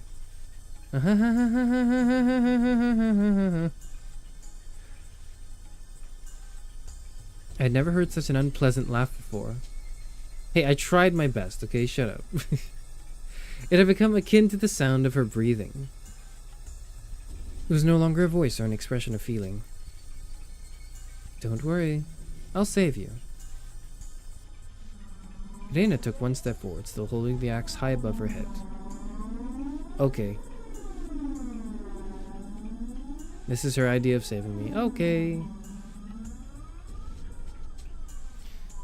Now then. One step closer. Reina's face spread out to fill my vision. Speak. One step closer. Reina's nose was close enough to touch mine, and was still pushing closer. No. That's my personal space. I didn't consent to this. There's something you want to say, isn't there? I'll listen. I'll save you, okay? Speak, okay? Speak, okay? I slumped down, landing squarely on my butt. It wasn't for some pathetic reason. It was all I could do to get as far away from Reina.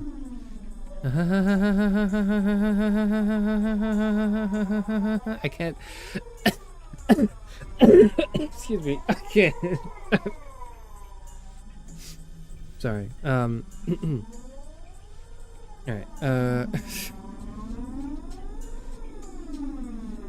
Bye everyone. Thank you for streaming. Good luck. Alright, see you later, Estella. Thank you. Thank you very much. Okay.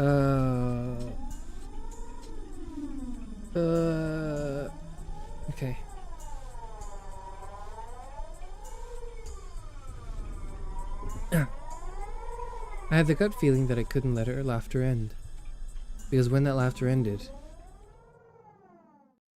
the moment I picked up on that feeling, my body moved by instinct. I sprang to my feet so fast even I couldn't believe it, and I pushed Reina away with both hands! Let's go! Let's go! Yes! Let's beat her to death! Yes! Let's go! Reina was as light as a feather. Thrown about by the unbalanced weight of the axe, she was sent backwards as if she had been carried off by the wind. After confirming that out of the corner of my eye, I dashed off at full speed. I was the perfect picture of fleeing like a greased pig. Get away from Reina. Run away. Survive. I couldn't think of anything other than this. Oh, I thought we were sprinting towards the axe. I guess not. While I was running, I remembered I'd been holding on to a bat the entire time. Such a worthless weapon. I couldn't believe I'd forgotten about this weapon at such an important time. I sped even farther down the winding path.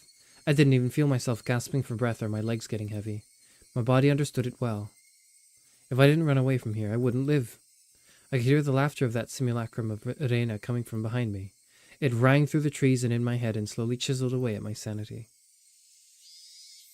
Nope.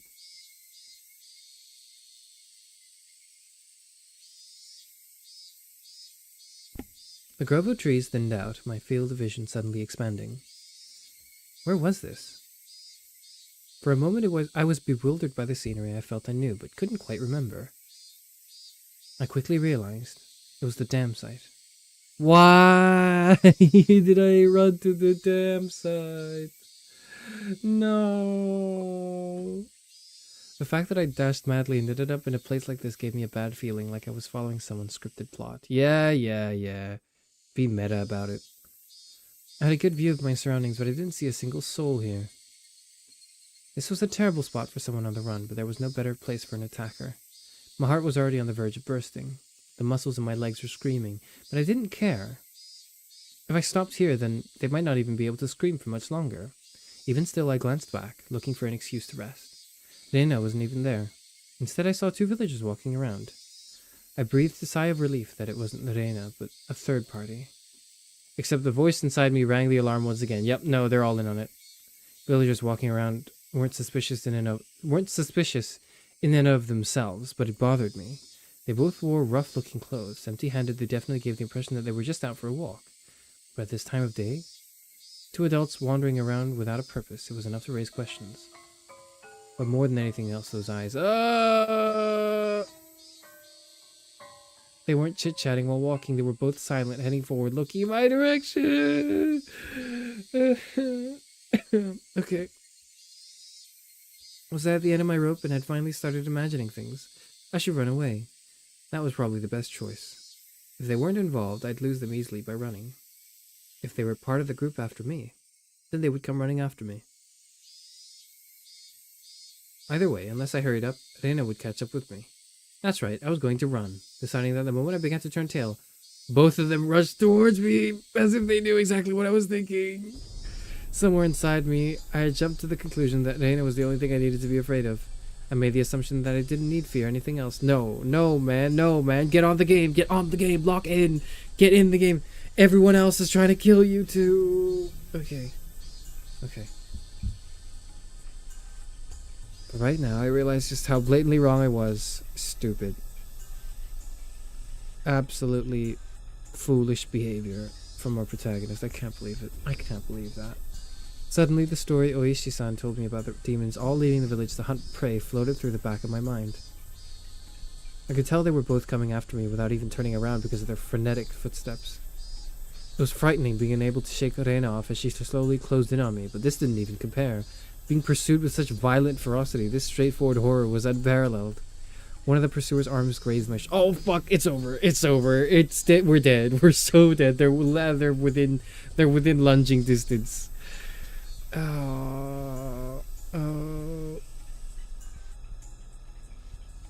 Crazy how some visuals and audio can make text that much scarier for you. No, it's not making it scary for me. The text is the whole package is making it scarier for me because it's horror.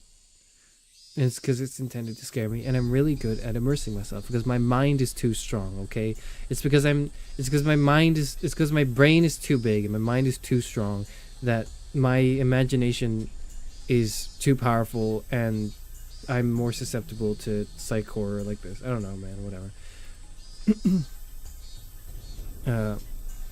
Now it wasn't just their frenzied footsteps, but also the distinct sound of their breathing that I could hear.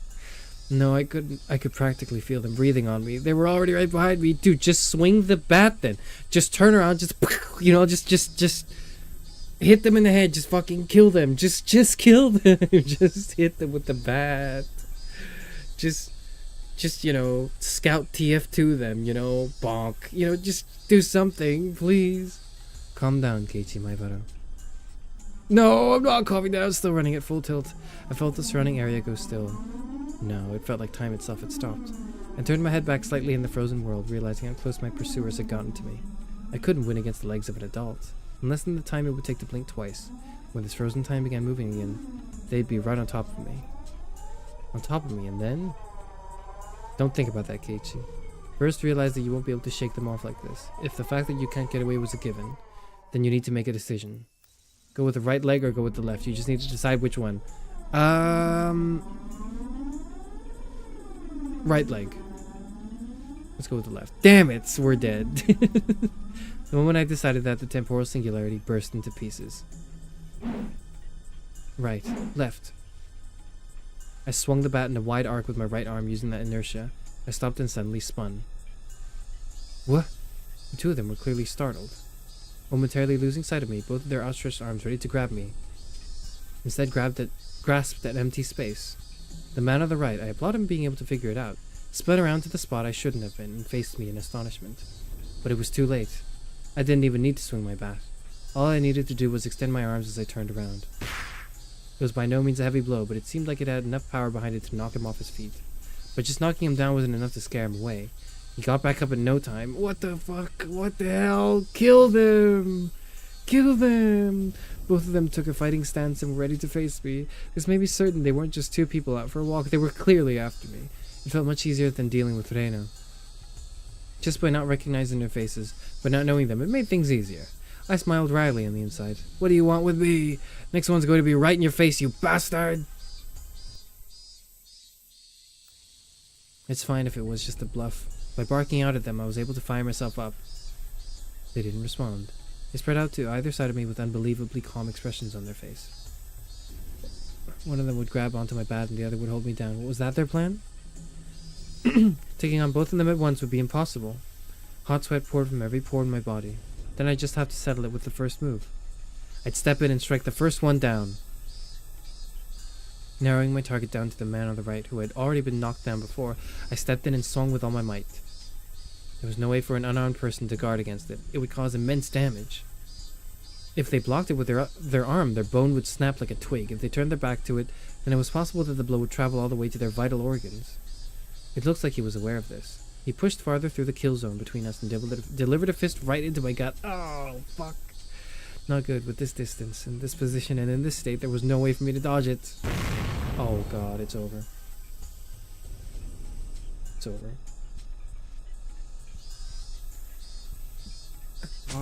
The world flipped upside down. I understood that I was being tossed around like a rag doll. I landed on the soft earth without a sound, feeling the grainy soil press against my face. It didn't hurt at all. But the moment I thought that, I suddenly felt pain coming from the abrasions on my skin, as well as the contents of my stomach being forced upwards, flooding my mouth with a bitter sensation. I knew very well that I didn't have the time to relish this experience. I stood up as quickly as I could, but at that moment the other man was already barreling towards me. Being able to comprehend only calmly that I simply couldn't dodge it made it all the more upsetting. After plowing into my stomach full force once again, my assailant twisted around behind me and locked his thick arm around my neck. Alright, just kill me then, I guess. My throat felt like it was being crushed by his immense strength.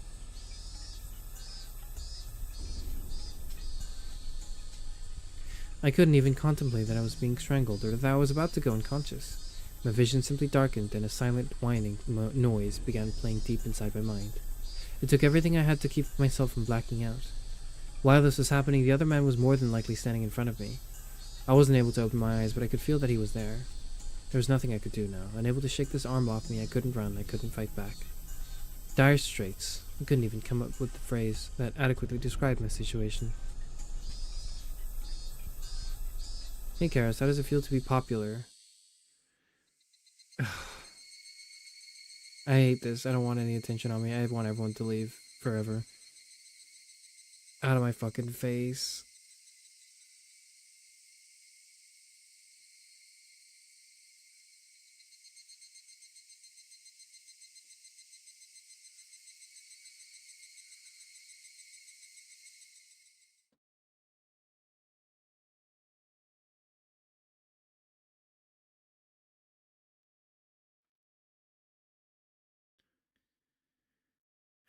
Oh, okay. It was all a bad dream. A familiar ceiling. Smell of the bed and pillows. I knew them well. Was this my room? Normally there wouldn't be anyone in my room besides me, but their presence made me spring wide awake. When I did that, pain shot through my entire body. I gotta get out of here. I gotta get out of here. I gotta go. I gotta go. I can't take it. What the fuck? Feeling alright? I think you'd better just lie down for a bit. Why was Reina in my room? Blood began to surge through my muscles and my capillaries. But Reina's smile belonged to the Reina I knew well. I know I shouldn't let myself feel this way, but I relaxed thinking that this version of Reina was safe. Why am I... Don't you remember? After losing consciousness, nothing at all. My body had become more lethargic than I could have ever imagined. I guess that would be the expected outcome after exerting everything I had back there. I tried to at least clear my head, but I just couldn't shake the sluggish feeling out of my mind. I called the doctor. He should be here soon. I think you'd better just lie down until then. I wasn't injured seriously enough to merit calling a doctor, but knowing that someone impartial was coming was slightly reassuring. How do we know this was someone impartial? How do we know that? Why am I here? I'm sure I was at the dam site. That's what I want to know. What happened? When I got there, Kichikun was already passed out. That's why I'm the one who wants to know. That's why I'm the one who wants to know. I was attacked by two weirdos. As I talked about it, I finally remembered what happened right before I passed out. Recalling that memory and the terror that went along with it caused the fogginess around my head to clear right up. Let's forget about those two for now. I didn't expect Reina to be nursing me. I thought Reina was trying to kill me with her fucking axe. She would have had the perfect chance while I was unconscious. Not only did she not kill me, she had nursed me back to health. Amazing you could drag me all the way back here. Wasn't I heavy? Looking at Reina's delicate frame, it was hard to believe that she had not only gotten me back home, but even dragged me all the way up to the second floor. Did she have some help? Don't you remember, Kichikun? Reina appeared a bit surprised, but still kept her smile. I only propped you up on my shoulder. You said you could walk on your own and that you were fine. You don't remember? I didn't remember. My memory was fuzzy out to the point where I lost consciousness. What about those two, huh? When you got there, Reina, the ones with me, or rather those two guys. There wasn't anyone. She said it bluntly. The way she stated it felt slightly unpleasant. I was just too timid at that time. I might have been able to force some answers out of Reina. But if I did that, then this kind Reina might transform into the scary Reina, who I didn't know. Fearing that, I didn't press any further. Thinking about it, it was the obvious choice. If both of these men were there, I didn't think Reina would even have stood a chance. I couldn't find a way to explain it unless I assumed she brought me here after those two were already gone. Reina was still smiling. Her eyes sparkled warmly. Yet, I felt like I was hallucinating when I saw something. Something akin to a shadow slowly creeping across her face. That small omen sent shivers down my spine. While Reina was still Reina, I needed to make contact. I needed to contact Oishi-san. Reina stopped me when I tried to get out of bed. She said it would aggravate my wounds, so I should sleep. I'd like to go to the bathroom, though. Sorry. Reina couldn't say anything else. While Reina stayed in the room, I quickly went downstairs to get the phone receiver in the living room. When I approached the front door, the doorbell rang. Ding dong. I don't know if I want this to be my parents. Because if it's my parents, then it's like they'll have to behold the horrors that is this high school anime girl in my room. If it were not my parents, they might be in trouble. Or maybe it could be my parents and they are in trouble too. Here's what I think it is. Here's what I think it is. I think it is Mion. And I think it is Mion, Rika, and Satoshi.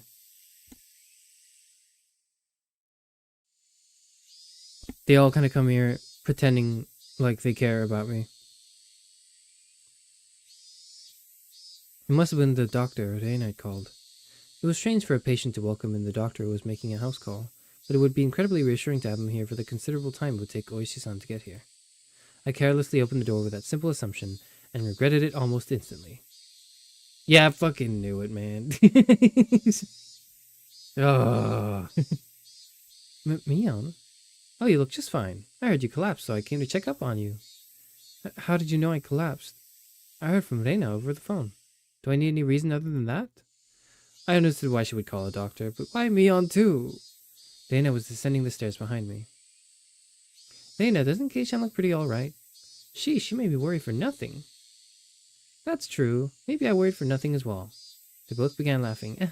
It appeared to be cheerful laughter, but I couldn't shake the feeling that there was just a darkness looming over them. Whoa, what's up with this shoe rack?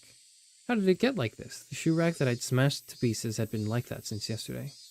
I fell, you see, and the bat I was holding at the time slammed into it. This is what happens when you swing around something you're not used to handling. I kept the fact that it was none of her business to myself. But leaving it like this will really startle your parents when they get home. I'll fix it up for you later.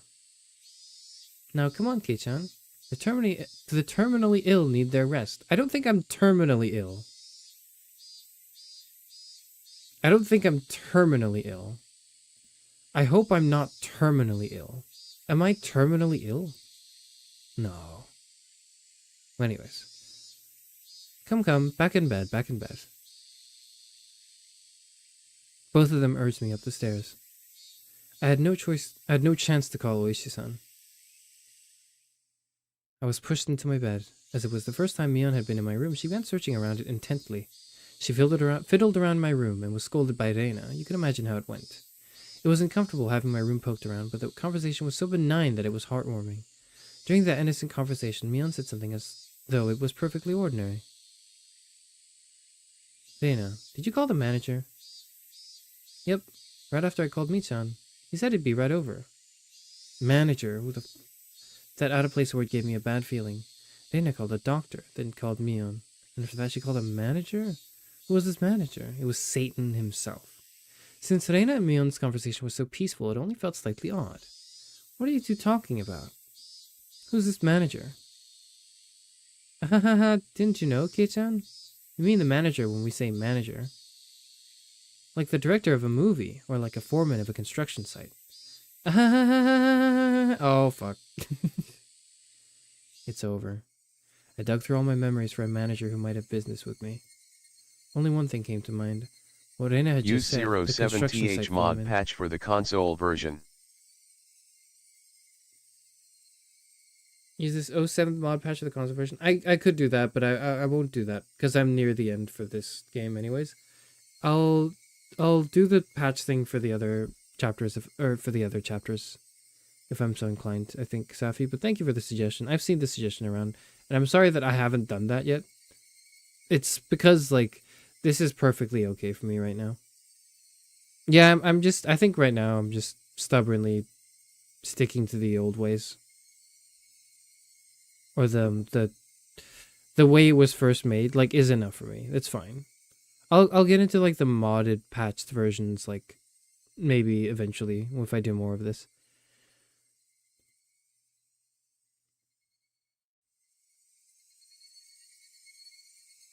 The very first victim of the first incident, the dismemberment and the damn construction site, the foreman. That was strange. He was supposed to be dead. There's no way they could call him. This is a dream. This is a fucking dream. I don't understand what you guys are talking about. What does that manager have to do with me? You said he was coming. Did you mean to my house? The lights are dimming. Why are they dimming? I asked one obvious question after another, but all the two of them did was smile coolly at each other. There was a huge difference between how the two of them appeared and how my suspicions were playing out. Slowly, I felt discomfort and panic welling up inside me. I couldn't understand what Reina and Mion were talking about. Kei-chan, you've gotten into baseball lately, haven't you? Pretty sure the manager will be happy to hear that. So who is his manager? The manager is the manager. I gotta get my fucking... I gotta kill them. I gotta, like... I have to kill them. So who's his manager?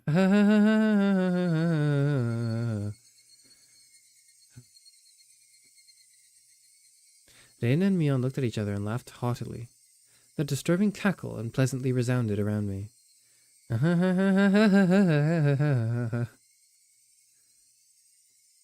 That laugh, long enough to be unsettling, ended abruptly. Oh yeah, we should finish up before the manager comes. You remember, don't you, Kei-chan? Her face was laughing, but Mion's eyes told a different story. Remember? Remember what? Keiichi-kun, had he forgotten, I wonder? About the penalty. About the penalty. Did you really forget? The homework with the mochi. The homework where you were supposed to guess which one Reina made. You forgot about that homework, didn't you? I certainly did have that homework, but I had thrown away the rest of the mochi after I'd found that sewing needle, so I wasn't able to answer which one Reina made. The penalty for that? Why now? No doubt my question was written all over my face. The answer to my question was that dry laughter. I could no longer make heads or tails of anything. I began to think that this entire day was somehow insane. Strange. Incomprehensible. Being chased by Reina. Attacked by strange men. The penalty Mion and Reina were talking about.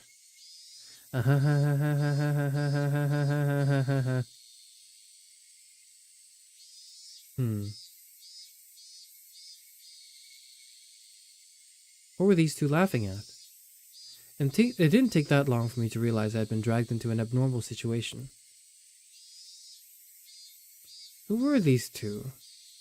Who were these people? Who are these doppelgangers of Reina and Mion? There are no doppelgangers. I think they just are like this. Reina had gone behind me at some point. Oh, fuck. Why was she pinning my arms behind my back? Oh, no. What are you doing? Don't move. This is your penalty. I'm dead. I'm dead. It's over. It's over. I'm dead. My body was already very sluggish, and Reina pinning my arms made it that much more harder to move. I seriously tried to struggle, but she wouldn't even budge. My panic began to well up, and I realized this was well beyond the realm of jokes and pleasantries. This freakishly monstrous strength would have been impossible for the Reina that I knew. Then these thin, frail arms grasped me firmly. Whose arms were they? Kei-chan, no struggling. Club rules. There are no exceptions. You can't fight against the penalty. Mion. No, that thing that looks like Mion spoke to me like how Mion would speak to me. Okay, they're either gonna, like, dismember me, or they're gonna, like, tickle me or something. And then it's gonna be like, that's your punishment. And then I'm gonna get a heart attack anyways. But I was certain that this was not Mion. Someone who wasn't Mion. Someone who was just pretending to be Mion. Hehehehe. Need to finish this up before the manager comes.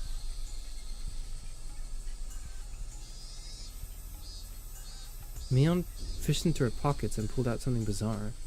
I could tell what it was just by looking, but for such a thing to be in her pocket, my mind wouldn't accept it. It was a knife. What is that? It was a small knife. Syringe. Fuck, it's worse. It's worse. How was it worse? I was like, they're gonna stab me with a knife. And then it's worse. A syringe is worse. That is way worse.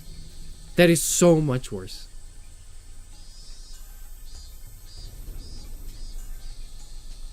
Oh, no.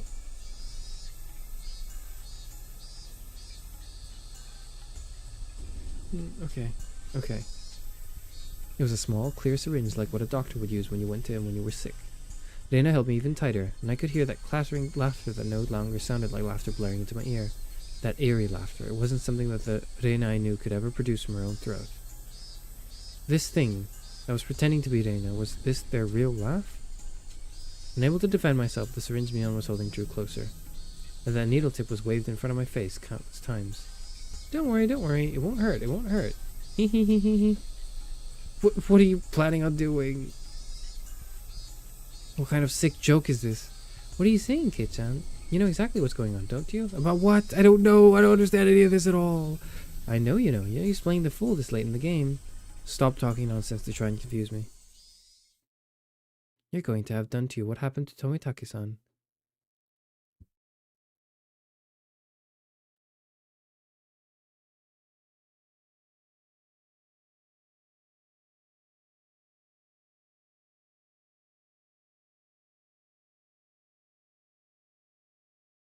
This is worse. This is worse. This is way worse. This is so much worse. This is a million times worse than what I thought would happen. I thought they were just gonna kill me. This is way worse. This is way worse. She's injecting you with lab-grown autism. No, don't stab me with a syringe. That makes me...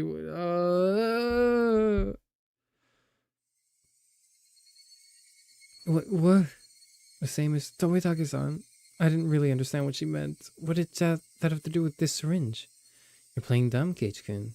You should have realized it by now. Dana whispered it into my ear, laughing as if to admonish me. But even the way she spoke was repulsive beyond compare. Playing dumb? Me? What about what? What do you mean the same as Tomitake-san? Everyone thought at first that it was a hit and run. Except when the officer got closer to check if he was still alive, he soon noticed it wasn't a normal situation. His throat was scratched out. From a knife or something? No, nails. Nails? Nails isn't fingernails with those gouged through. That's right.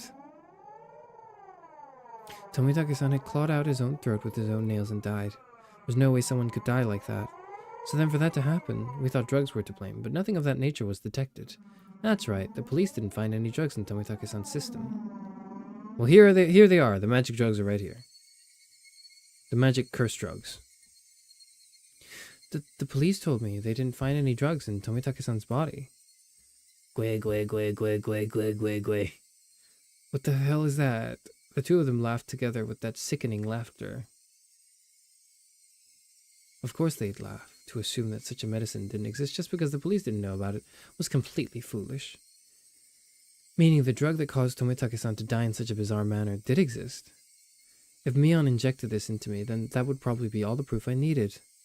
That would basically mean I'd end up the same as Tomitake-san. Become hysterical, scratching out my throat in my last moments, then die. For such an outrageous drug to exist, for Mion to be holding it, and that I was about to be injected with it, at that moment I did not feel there was any need whatsoever to question it. What kind of idiot, when he's trying to dodge a ball flying straight for his face, has time to think of a reason as to why it's flying at him? Just give up. Alright then. Mion's actions lacked any gravitas, and that made it even more terrifying. There was none of the ceremony like when someone is sentenced to death. There was no hesitation at all, as if she were brushing her teeth. Mion reached out with one hand and grabbed onto my chest. Don't grab my chest. Fuck you. Nope. Nope. It felt like electricity had run through the back of my head, and the entire world had gone dark. Did I stand up too fast? Or did someone hit me really hard in the back of the head? Having lost my sense of balance, I was assaulted by a wave of dizziness.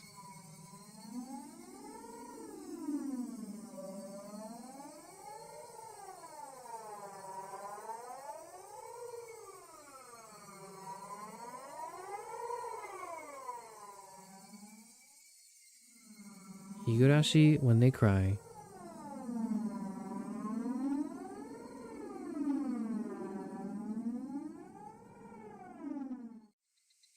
I squatted down for a bit. When I came back to my senses, my entire room had changed drastically. What the hell? The numbness in my head was gone, and slowly I could tell blood was flowing to my extremities again. How long had I been squatting here? How many minutes? Or has it been hours? It was almost as if the hands on the clock had stopped moving the entire time my eyes were closed. That's how little time passed. Really? The air in the room wasn't filled with that madness from before, only a dull silence. Dana wasn't there pinning my arms, and Mion wasn't there about to inject me with a needle. No way, could it be? All of it? Was it hallucination? No, right? Surely. That'd be really lame. There was no other presence in the room besides my own. It was the weirdest experience I'd ever had. Oh, I was certainly with Reina and Mion. I doubted my sanity for a moment, but I was also seized with some sort of comfort. Ha ha ha. I guess that terrible ordeal was a hallucination. I guess it was all just a dream.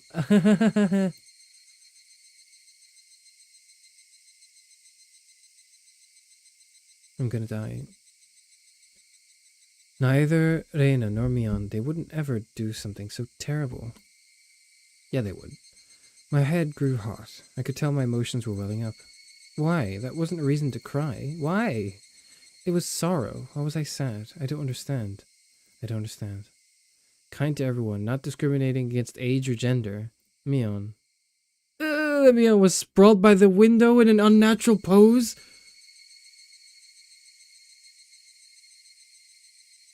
What?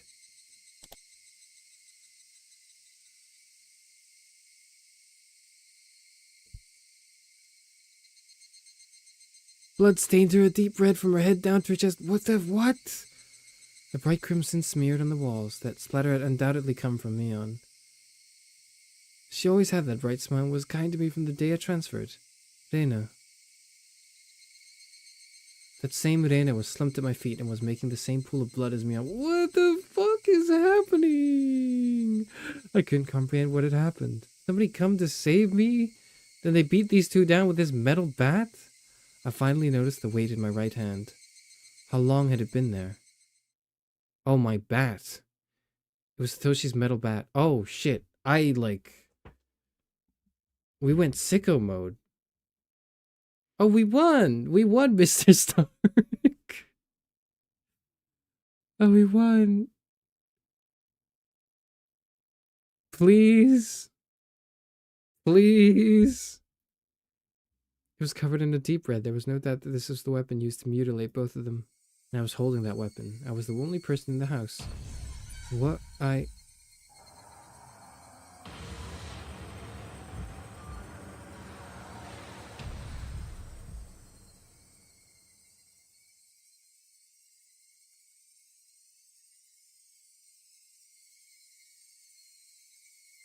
We were all gonna make the sicko mode joke. It's terrible. This is terrible.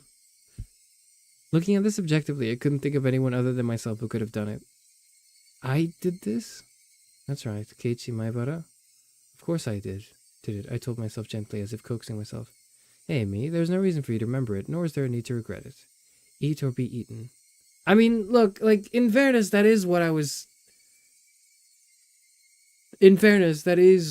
I, you know...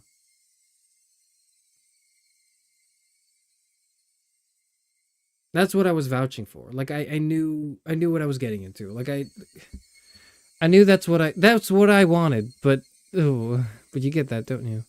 But the blood, there's so much. Neither Reina nor Mion had moved an inch. It wasn't just a split forehead and a trickle of blood, nothing that simple. The entire room was splattered with red, and that told me it didn't end with just 2 or 3 strikes. Were they dead? Both of them? The depths of my mind were calm, but on the surface I was panicking and agitated. Calm down, Keiichi Maebara. What happened to your usual calm self? Come on now. Do like you always do. Throw your head back and take a deep breath. Come on. Once. Twice. Breathe deeply. Calm down. Calm down. I chanted that over and over in my head and relaxed. Back to normal. Everything's good. Everything's good. We're so back. Color came back to my vision and smells reinfused the air.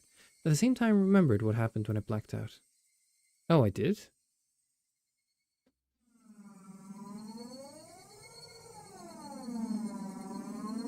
Reina and Mion had attacked me. They were about to inject me with whatever caused the same symptoms as Tobetake-san. But right before that happened, I fought back. I twisted my whole body and threw Reina as she was pinning my arms. Then I followed through with my spin and rammed my foot as hard as I could into Mion's torso. It was soft. Reina tried jumping on me, so I tackled her as hard as I could and slammed her against the wall. I didn't let that brief moment of having them off balance slip by. Satoshi's bat that was left carelessly by the side of my desk. We fucking combo broke them, that's what we did. At that moment, everything went pitch black. There was nothing recorded past this point in the videotape in my mind. No, that wasn't right. It wasn't that there was nothing recorded. It was recorded just fine. Just the other me inside myself had told me not to look and had turned off the TV. Just because the screen had gone black and I couldn't see it didn't mean that the videotape within me hadn't recorded it.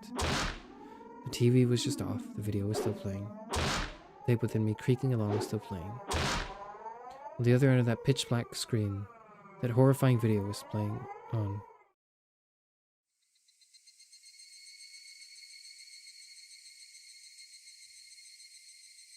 Compared to this, though, the scene right before my eyes, was still so difficult to take in. There was blood splattered everywhere on the walls, the two of them in these unnatural poses. Not a sign of movement from them. I couldn't even tell if they were breathing. No matter what the circumstances were, my friends, these girls, I'd attacked them. I may have even killed them. But if I hadn't done this, I would have been the one done for. Balancing that out on an imaginary scale, it felt odd that I'd even feel bad about it. Even if it was a bit excessive, this was justifiable self-defense. The proof was all here. The two of them collapsed here, me on syringe.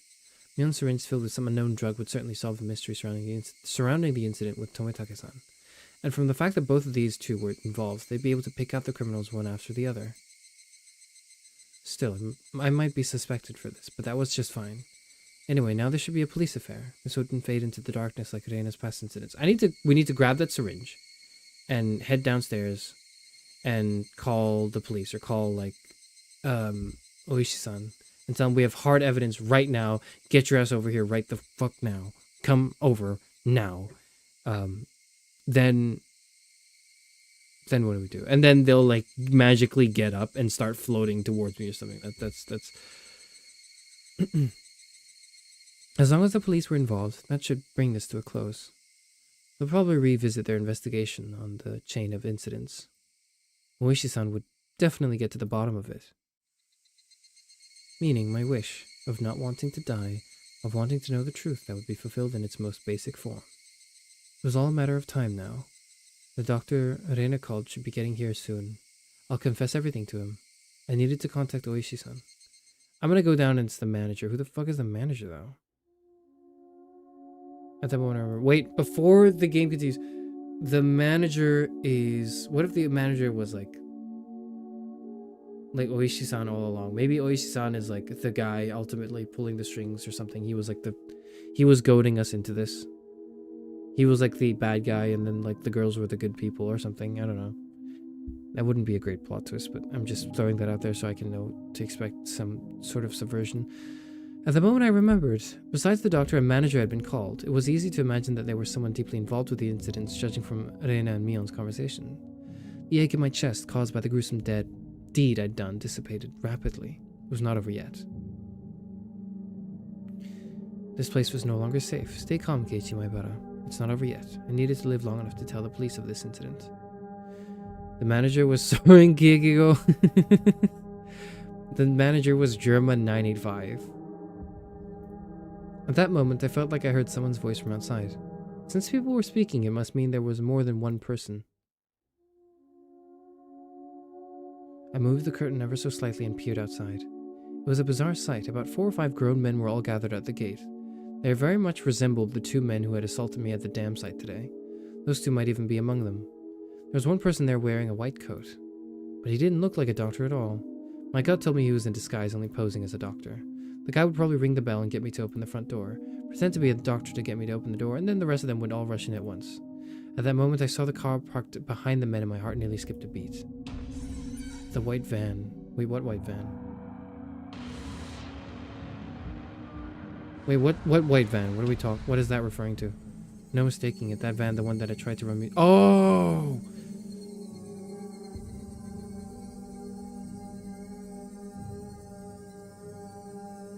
Why don't we have Oishi-san on speed dial, man? Why don't we have them on? Why do have him on speed dial? Here's what I would do. I would ring him, and then just say, like, under my breath, just go like, I need help right now. I'm going to die. And then, like, there are men outside my house, and I'm going to die. There is a syringe as evidence for them attempting to poison me. I'm going to die. Help, help, help. And then put the phone down. And then what would I do? I don't know what I would do, actually. At that point, I would probably...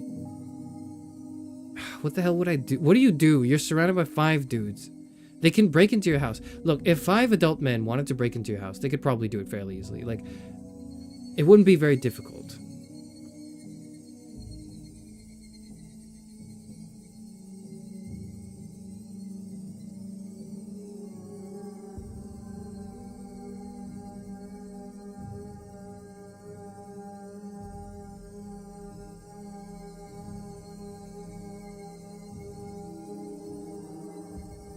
What do you do, actually? There's no counterplay to this. It's over. Like, maybe I could beat up 2, like, high school girls, but I don't think I could beat up, like, 5 grown-ass adult men who also have, like, a van.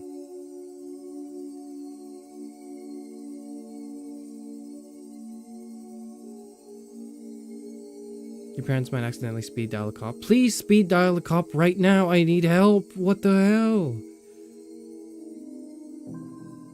The man in the white coat entered the gate and headed towards the front door. The rest of the men hid in the bushes and watched him. I probably couldn't pretend that I wasn't home. Undoubtedly, they'd just break the window and enter. That's what I was saying. I needed to get out of here somehow. Then use a public phone to contact Oishi-san. Then meet up somewhere. First of all, I needed a weapon. Then shoes. But before all of that, there was one thing that I had to do. I had no intention of dying. I'd live and reveal the truth about this nonsensical curse of Oyashiro-sama. But what would happen from here on, regardless of how determined I was, may bring about my demise. And that was why. There was only one thing more important than getting out of here right now. It's to write down a note and put it on my clock, right? I need to get that clock out quickly and take down the note hidden behind it. Damn it. The tape was sticking to it fast. I'd be fine if it was torn a little. I opened up the slightly torn note and began writing another passage with a ballpoint pen. If I wasn't able to inform Oishi-san, then the only thing I could rely on was this note. I'd never thought a piece of torn college-ruled notebook paper could be this reliable before. I had no time. I'd only write what I knew right now. I needed to leave some sort of information that would lead them to uncover the truth. Reina and Mion are conspirators or the perpetrators. This was an undeniable fact. I still didn't want to believe it, but it was a fact. Anyway, I'd leave all the information that would help lead them to finding the perpetrators. Someone said you could burn down the house with them inside if you can't home alone the adults. Actually, a good suggestion. Yeah, I could. You know what? I could burn the house down. But then if I just did that, then the thing is they're not in here. They're not trapped in the house with me. If I just set the house on fire, that doesn't stop them from achieving their goal, because it's like either I die in my own fire, or like they are repelled from my house, but they don't care for my house. They want to get into my house from me. So if I need to leave, then they can just catch me. So burning my house down doesn't really help. And I don't think I can home alone them either. And because it's just one dude, I also, like, right at the beginning, theoretically the 1v1 could be won if I had surprise advantage, but like there are 4 other men hiding in a bush that are clearly intent on capturing me or something. I don't know. Yeah, the pros, the cons outweigh the pros for burning the house down, I think. There are 4 or 5 adults, maybe more. They have a white van. This was everything I was able to see from the window. There may be more. Also, there was that unidentified person known as the manager. To begin with, the term manager didn't even mesh with Hinamizawa at all. If they were going to include the managers from the past incidents, then the only one is the construction foreman, the victim of the first murder, the very first victim in the chain of incidents. Killed in a lynching, his body divided into 6 pieces. His right arm was never discovered. The police should have confirmed that death. But Reina and Mion did both call him manager. They said manager. They wouldn't use that term to refer to someone who was dead.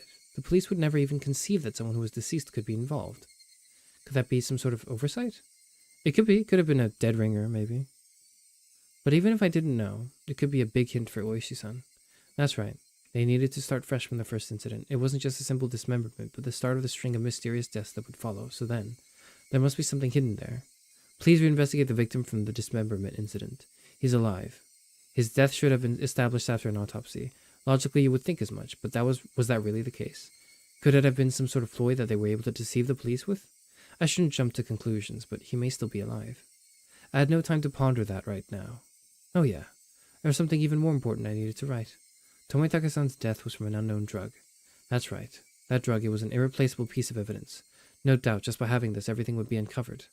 I couldn't just leave that vital clue lying on the floor. This syringe is proof. Writing that down, I stuck the syringe onto the back of the clock with plenty of tape, so it absolutely would not slip out and fall to the floor firmly. Firmly. Fuck. Oh no. The bell rang. They were here.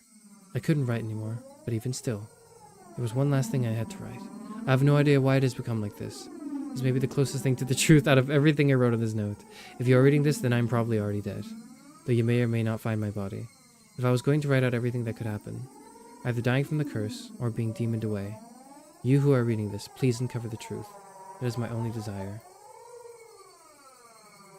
With this, my last will and testament was complete. I wasn't certain that I was going to die, but it was my final plea. Just in case, I folded the note, stuck it back onto the back of the clock, and returned the clock back to its usual spot. I couldn't help but pray, Mushi-san, if something happens to me, I leave the rest to you. After that, I gazed down silently at Reina and Mion. This was probably the last time we'd ever see each other. Reina, Mion. I really had thought all of us were friends. But why did it end up like this? I never had any fun in my previous school. I only worried about standardized test scores, about the school I hoped to get into was where I really wanted to go, or a safety net. That was all I talked about. It was a dull life. The people I called friends were also my rivals in studying, in competitions, in personal records, and in standardized test scores.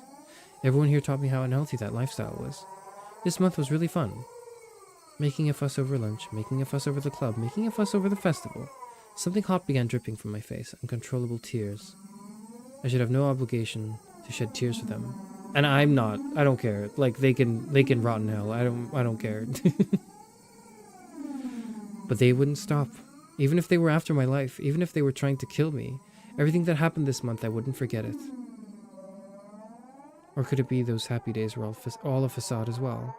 Was it all a trap meticulously orchestrated up until today to ensnare me? Could it have been that I had just arbitrarily assumed that they were my friends? That couldn't have been the case. Both Reina and Mion, they were really my friends. No, they weren't. They were never my friends. Those happy days, there was nothing fake or unclear about them. Someone probably forced them to try to kill me, or their minds were taken over, possessed by a supernatural entity known as the Oyashiro-sama. Regardless, both Reina and Mion, they were the best friends ever. No, the fuck they weren't, man. And when they were coming after me, it wasn't of their own volition. Wait, they weren't the kind of people to sell off their friends, regardless of whether or not they were forced.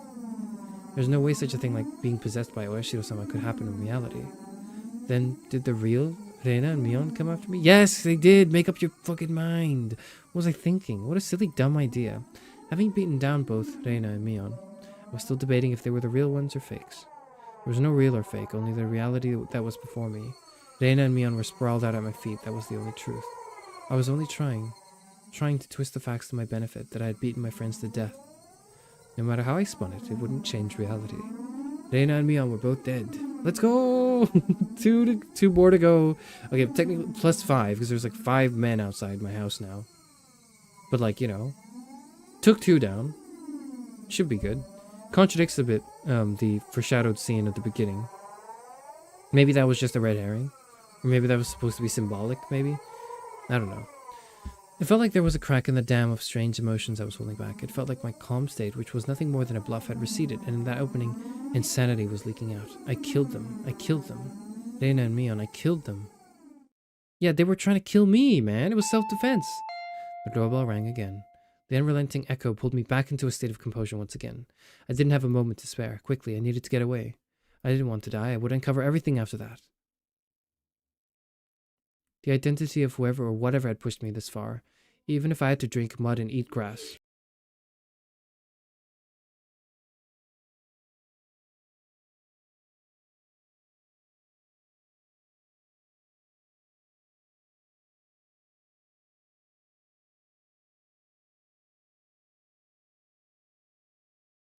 I would survive. I would survive. I would definitely survive.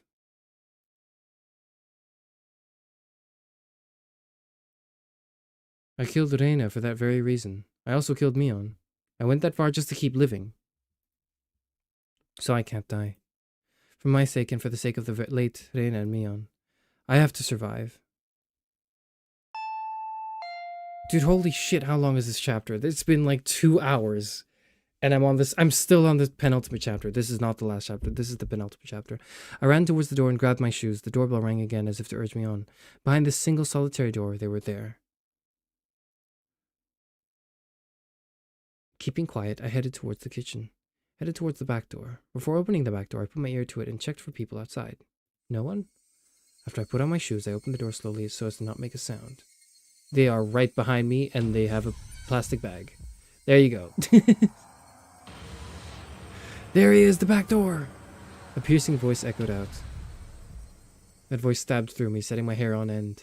I had to run. Get out of here, Keiichi. I'm dead, because there's no way you outrun, like, 5 dudes. After, like, that whole traumatic injury as well.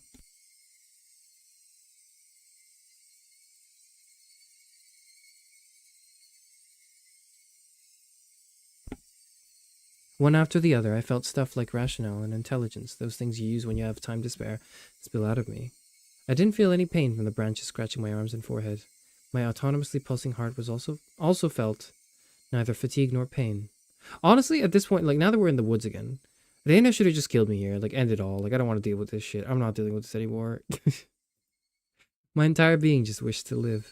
There was nothing else it desired. It probably had no complaints whatsoever. So of course I wouldn't feel fatigue. I just ran, just recklessly rushing in the direction I was already heading. Even if nobody was chasing after me, I'd still be running like this. There wasn't a thought in my mind about where I was headed. Turning around, I felt a presence right next to me. The presence was, without a doubt, chasing me like my shadow.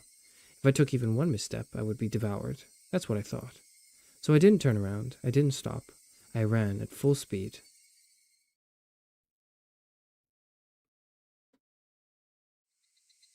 Quack, quack, quack, quack, quack, quack, quack, quack, quack. What is that?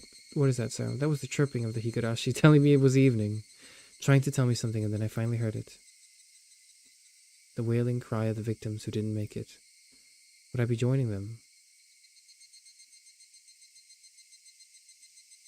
Quick, quick, quick, quick, quick, quick, quick, quick, quick. Only the Higurashi knew when they cry. They knew everything. They definitely knew. So I ran towards where I could hear more of the Higurashi's chirps. But the farther I ran, the farther away their chirping became. I couldn't get near them. Why are you all running away? Was it my fault? Was I the one to blame? Then I'll apologize. I'm sorry. I'm sorry. I'm sorry. I'm sorry. I'm sorry. I'm sorry. I'm sorry. I'm sorry. I'm sorry. I'm sorry. I'm sorry. I'm sorry. I'm sorry. I'm sorry. Felt that only the Higurashi knew.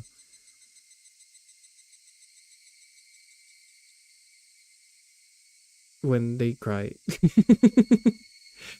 Higurashi when they cry.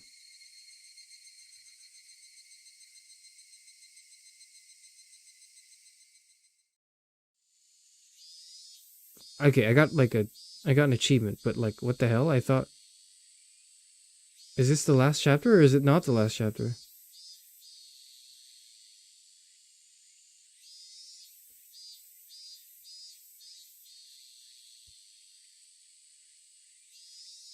Never ask a man his salary, a woman her age. The Higurashi when they cry.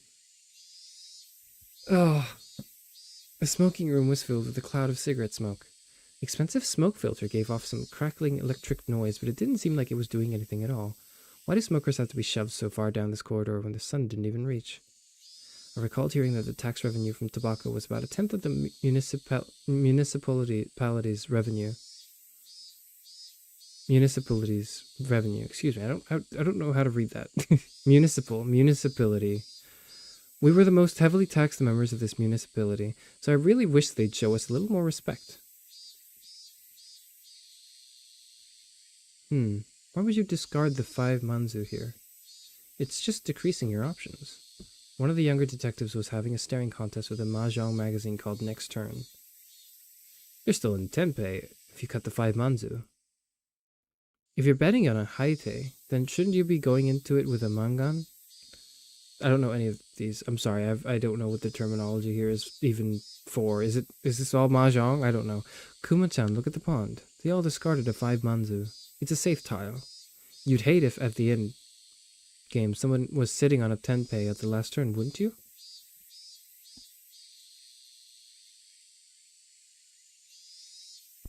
The kid let out another groan, put out a cigarette, then took out another one. I just don't agree. Why would you reduce your own options? By the way, you can't call Ron with your winning tile in that Haite. What? Why is that? Municipality, okay. Just then I heard a voice coming from down the hall. Are you here, Oishi-san? You have a call from a civilian. Whoa, ain't that something? Well, see you soon. Help, help, I'm gonna die, help, help, help. Why can't you call Ron on it?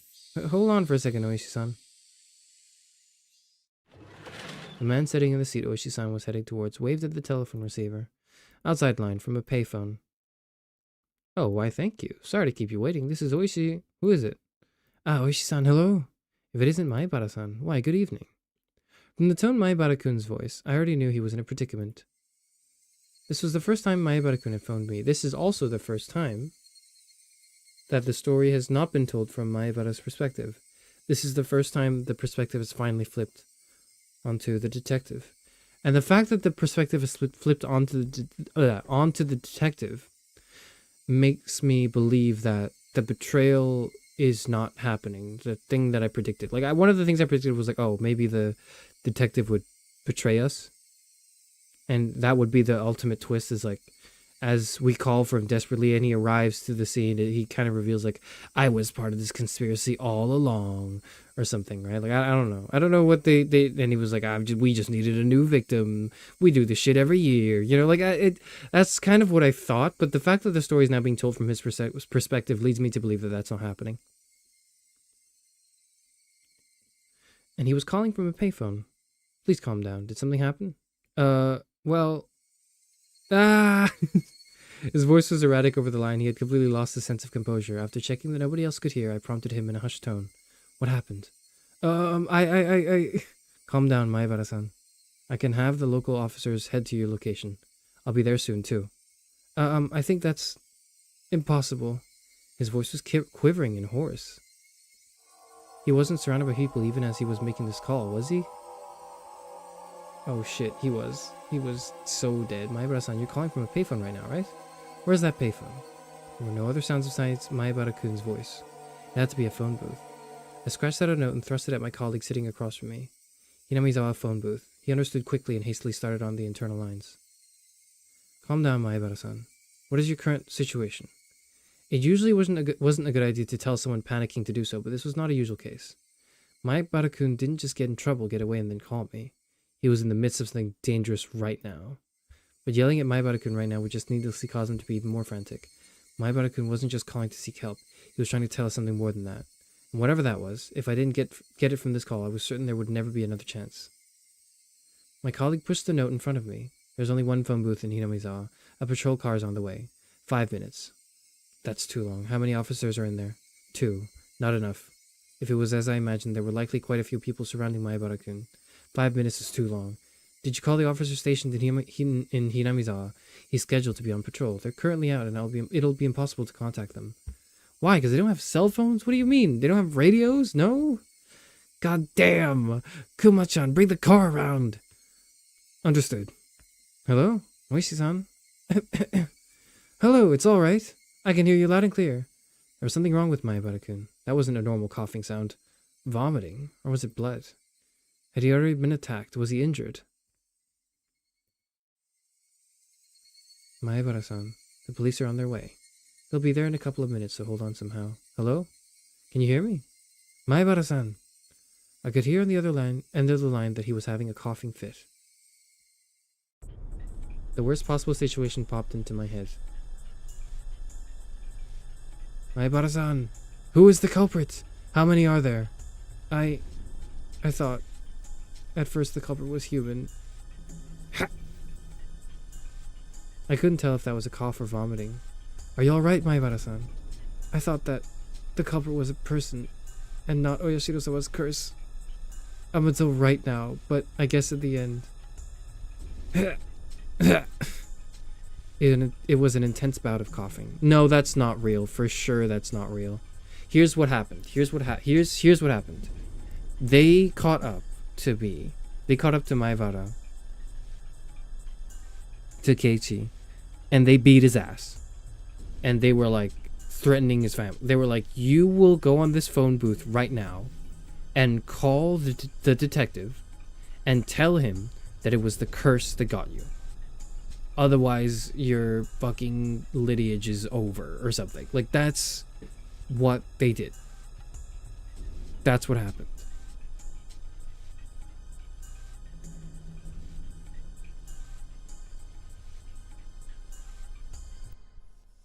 That is 100% what happened. It is very long because it's so, because that's the way you cover up a conspiracy, is to have people believe that, oh, it's some sort of like superstitious curse or like an angry god or a deity taking his revenge, right? Like that's the way you do it, is you convince people that the supernatural is real.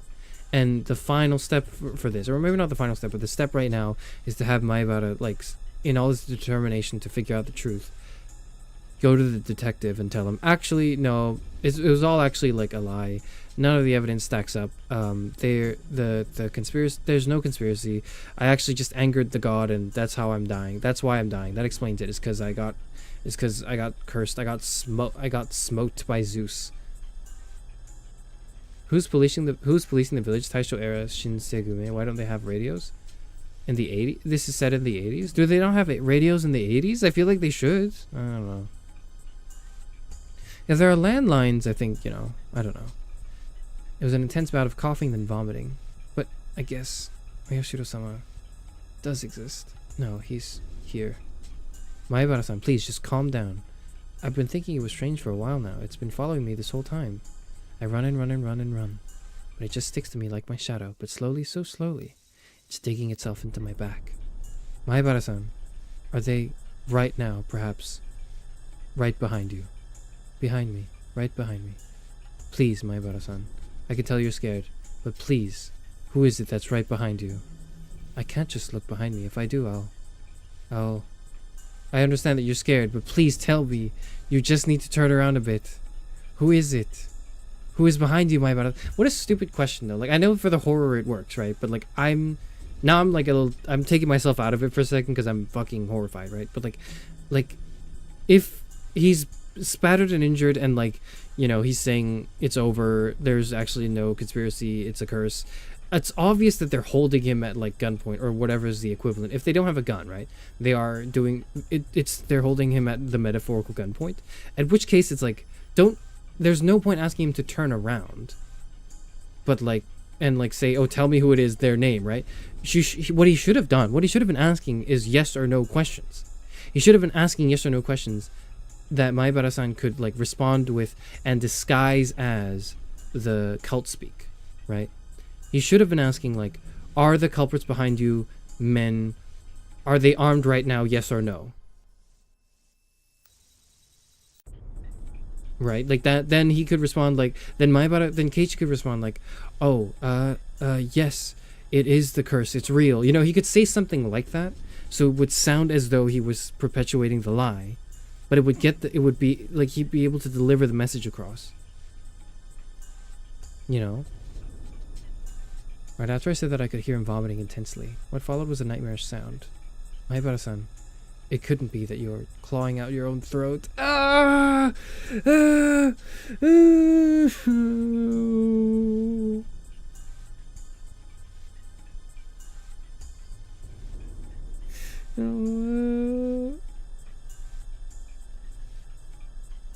I'm almost inclined to believe Mion did inject him with something and he might be hallucinating and the people aren't actually chasing him, especially if Oishi doesn't hear people on the line.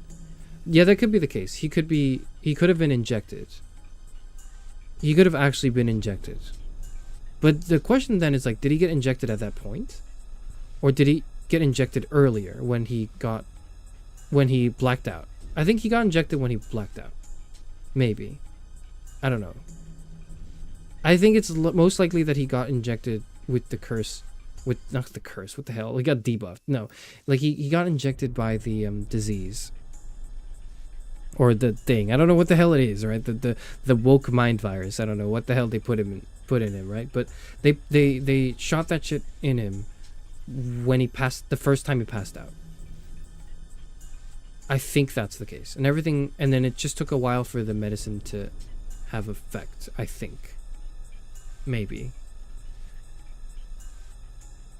But I'm of the belief that the syringe, like, he'd already been drugged, I think. There was no answer, but I could hear something like scratching. Is the serial killer woke now? Maybe he was. Maybe he is woke, yeah. There was a bang as if something was being hit. Maibara-kun had probably dropped the receiver. I could hear groaning and vomiting over on the other end and a repeating abnormal noise. Hello? Hello?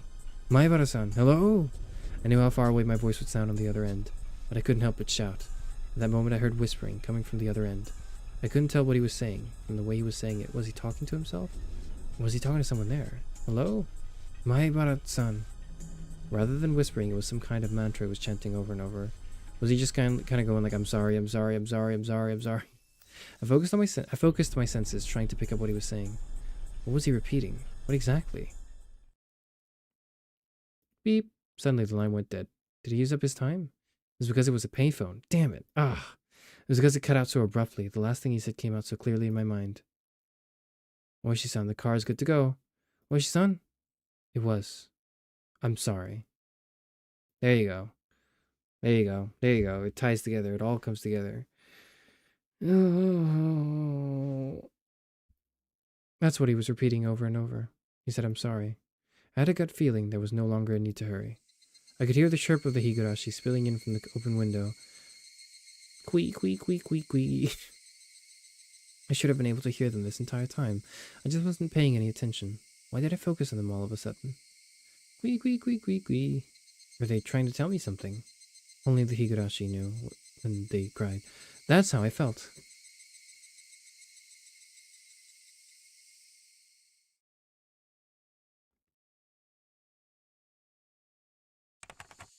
July 1983.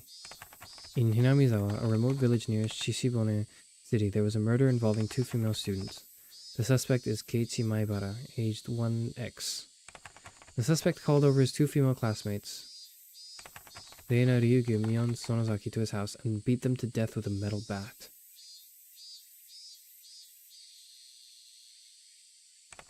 The scene of the crime was the suspect's room on the 2nd floor of his house. The inside of the room was covered with a significant quantity of splattered blood, and there were signs of a struggle with the victims. In addition to the scene of the crime, the entryway, living room, and kitchen all had traces of a struggle. At the entryway, the shoe rack and wall had evidence of being impacted by a strong blunt force. It is believed to have been the same bat as the murder weapon. Having no traces of blood, it is believed the destruction occurred before the murders. There is the possibility that the suspect overpowered his victims to keep them from fleeing. In the living room, the rug had been pulled back and thrown aside. It is hard to believe that this had a connection to the struggle with the victims, and thus the reason for this remains unknown.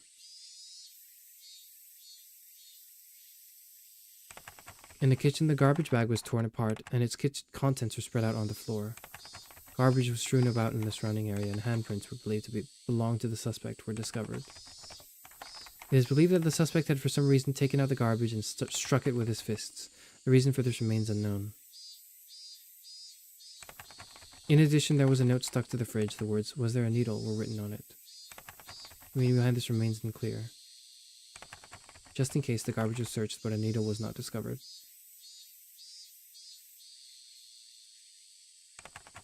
Wait, that's the sewing needle, not the syringe needle, right? Though the garage door was functional, it had been left open ever since the suspect moved in. The garage door was found closed. The suspect's fingerprints was discovered on the garage door. The reason behind this remains unknown. The suspect fled the scene of the crime. However, a patrolling officer, Hinamizawa local PD, found the suspect collapsed inside a phone booth. At the time of discovery, the suspect was unconscious in critical condition. He was rushed to the local hospital for treatment, but did not regain consciousness and died 24 hours later. Fuck! I got the bad ending! The results of the autopsy indicate the immediate cause of death to have been hypovolemic shock. It was determined that the suspect had clawed at his own throat with his own fingernails, and the resulting bleeding caused his death. With the similarity to the death of Tomitake-san the prior week, the police believe there to be a connection and have opened an investigation. However, due to the wishes of the local authorities, it will be a confidential investigation.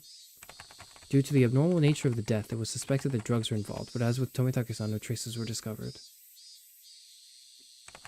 What prompted all this remains inexplicable. As such, this case is being treated as an act committed on impulse. However, with several accounts of the suspect's bizarre behavior leading up to the incident, it is possible that this was premeditated, separated from his group of friends, isolation, inexplicable behavior. Several days before the incident, the suspect began carrying out around a metal bat. No! No! The suspect was observed displaying aggressive behavior as well as talking to himself at school. His classmates have actually heard portions of what he was saying. No! No! No, no, no, no, no, no.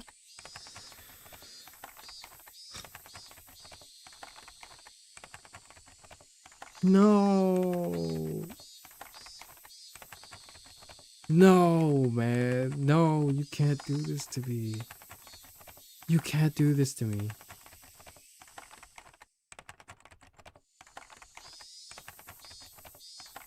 No. 2 days before the incident, the suspect declared to his parents the possibility of his death. Due to these circumstances, the police have begun an investigation on the possibility that this crime was not committed on impulse but was instead planned several days in advance. No! Afterwards, a note was found in the suspect's room that he had written himself. The note was written on 2 sheets from a B5 college ruled notebook that had each been torn in half. As if trying to conceal it, was struck behind a clock on the wall. The contents are as written in the appendix. The police believe it to be strongly related to the incident. The police changed their line of investigation based on the possibility that the suspect was involved in some sort of incident himself. However, no further clues were found, casting doubt on the credibility of the note. Was the crime impulsive or premeditated? With the situation unclear and no further developments, the case had been labeled as unresolved. No. However, the following year, suspicion arose regarding the nature of the note. The note was not written on 2 halves of B5 paper from 2 separate sheets. It was originally a single sheet of B5 paper. In order to erase several lines in the middle, someone had torn them out. Judging from the size of the letters, the missing section is estimated to be 2 to 3 lines. It is highly probable that the person who eliminated the lines in question is not the suspect. In addition, judging from traces of large quantities of cellophane tape being struck to the back of the clock, speculation that something other than the note was stuck there has arisen. The person who first discovered the crime was a detective rumored to have a connection with the incident. Kuraudo Oishi. He underwent voluntary questioning, but denies involvement in any damages to the note.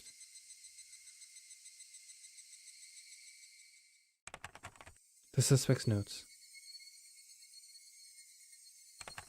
I, Keiichi Maibara, am in fear for my life. I do not know why they are after my life. The only thing I do know is that it has to do with Oyashiro-sama's curse. Reina and Mion are conspirators of the perpetrators. There are 4 or 5 adults, maybe more. They have a white van. This is all on the first sheet. Everything below as this has been ripped out. What the hell was on the... I don't remember what was in the middle. We went through this in the game just now, forget. This is from the second sheet. Everything above has been ripped out. I have no idea why it has become like this. If you are reading this, then I'm probably already dead. The only difference may be the presence or lack of a body. Oh, the needle! The bit that was ripped out was about the needle. Yep, I remember now. You who are reading this, please uncover the truth. That is my only desire. Keiichi Maibara.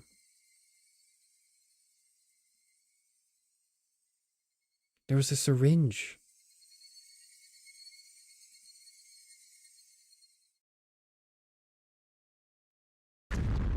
Oh my god, fuck this game, man.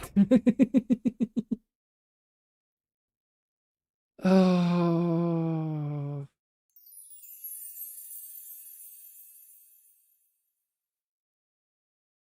All cast review session has become available. To play it, select extra on the title menu, then pick the all cast review session. Complete Onikakushi chapter. Dude, what the fuck, man? No. What? I hate this game. I hate this game. No. No. I feel no. What? They threw me off. They threw me off with the intro scene, with like the whole I'm chopping down my friend as we speak with an axe. I thought that was epic foreshadowing. That had nothing to do with the game at all. Maybe that's like that'll foreshadow like 3 or 4 chapters down the line. That'll foreshadow something 3 or 4 chapters down the line. What? Oh my god, I'm so mad. Oh.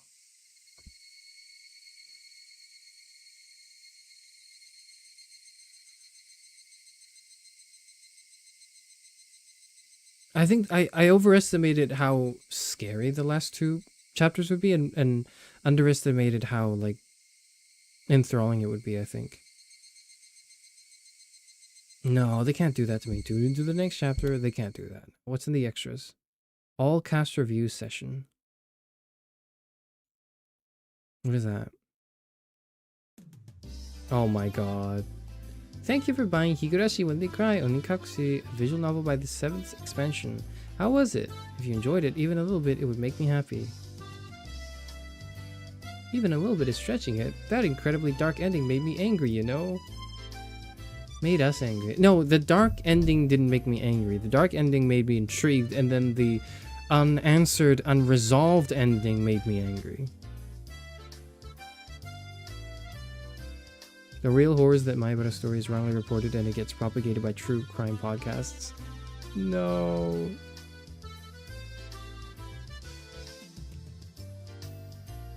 As I understand it, this Onikakushi chapter is supposed to be somewhat of a prologue to the entire series. Fuck you.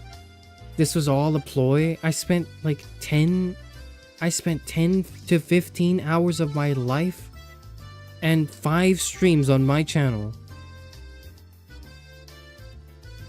to get sold this ad for the rest of your series, you bastard! Oh, now I have to play more to know what happens. No! How could the prologue have such an incredibly dark ending? That's not, the darkness of it is not at all what I'm concerned with. Yeah, but doesn't that happen sometimes? The player digging through the story in order to avoid a bad ending is the point of these types of games after all. It's still just the first chapter. I'm looking forward to the next one. What happens in the next chapter? Lena, do you know? Yeah, they said the next chapter will introduce another aspect of the story. That's a strange way of putting it. What does that mean? In this chapter, they introduced a string of mysterious deaths that were happening in Hinamizawa recently, right? The next chapter will introduce some of the history of Hinamizawa. With one strange event happening after another, I got totally lost. What exactly is Oyashiro-sama's curse about? Actually, what is Oyashiro-sama to begin with? They didn't explain it much. I haven't heard much about it, but I have kind of a bad feeling about it. It feels like it'll be another one of those scary stories where somebody gets cursed again. Tough luck, eh, Kei-chan? What kind of curse is he gonna get hit with this time? However, I'm looking forward to seeing what kind of story it's going to be. I genuinely thought she was about to jump out of my screen.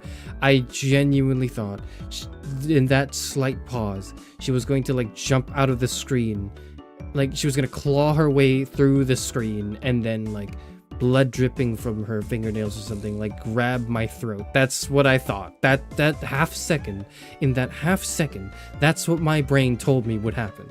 That's not what happened. That's not what actually happened. But in the half second, in that slight pause, that is what happened in my brain. I jump scared myself. My brain is so powerful that I'm creating constructs in my mind. I'm to damage myself.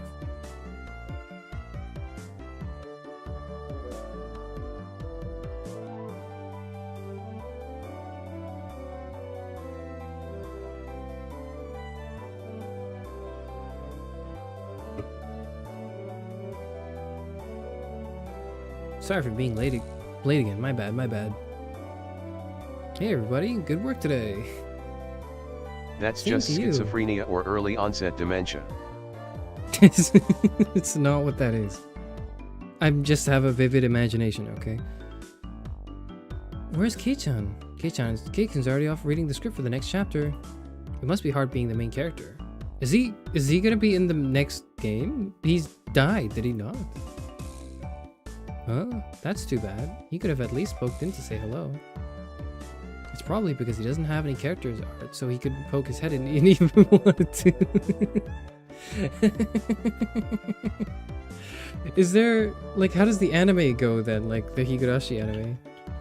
Higurashi when they cry? What does the main character look like then? Oh, he just looks like a guy. I don't know what I expected. Like, he just looks like a guy. He just he just looks like a guy. Why are there 6 girls in this wallpaper? Are those like girls from the future chapters? I mean, probably, right? Like, I don't know why it wouldn't be.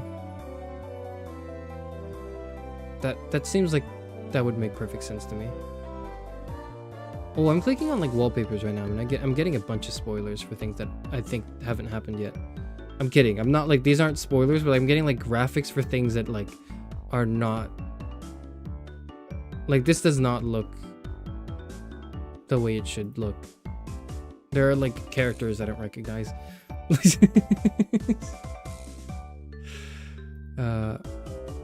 It's fine. No, it's fine. It's literally just images, and they're all just like high school anime characters. Like, there's nothing I could have gained from those images, other than the fact that they're all still high school students, which is unfortunate deeply.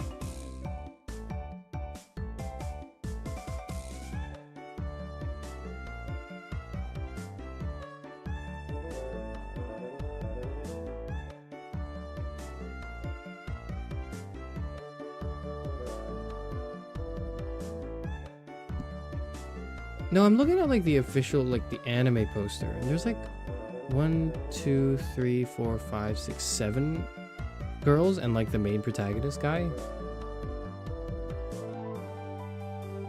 Are those like alternate timeline versions of them or something? I don't know how the hell this works. Whatever.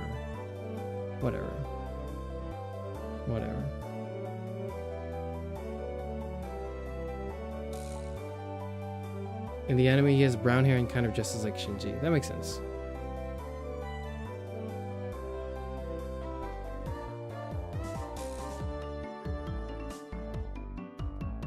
There was that one thing that I thought should have happened first chapter, but I guess not. Oh well, it could have been so much fun though. I thought we were gonna see our protagonist Kun, like, with his axe, absolutely wail on, like, what's her name? Mina? No, what the hell's her name? Like her. Mion? No, that's the other girl.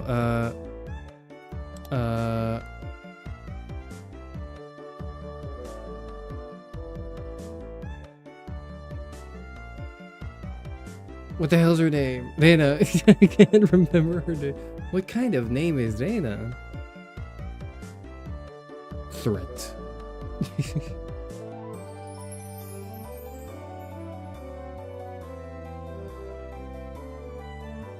Rika-san, that's what we refer to as a personal problem. Hehe. In any case, that story really was a lot of trouble, especially for Keiichi-kun and Reina-chan. Trouble? That was the mother of all bad ends. I wonder what was the identity of the thing that attacked Keiichi-kun. My theory is that it was just the work of people made to look like a curse. That's my theory as well. But like, what type of work, right? Like, what are they doing?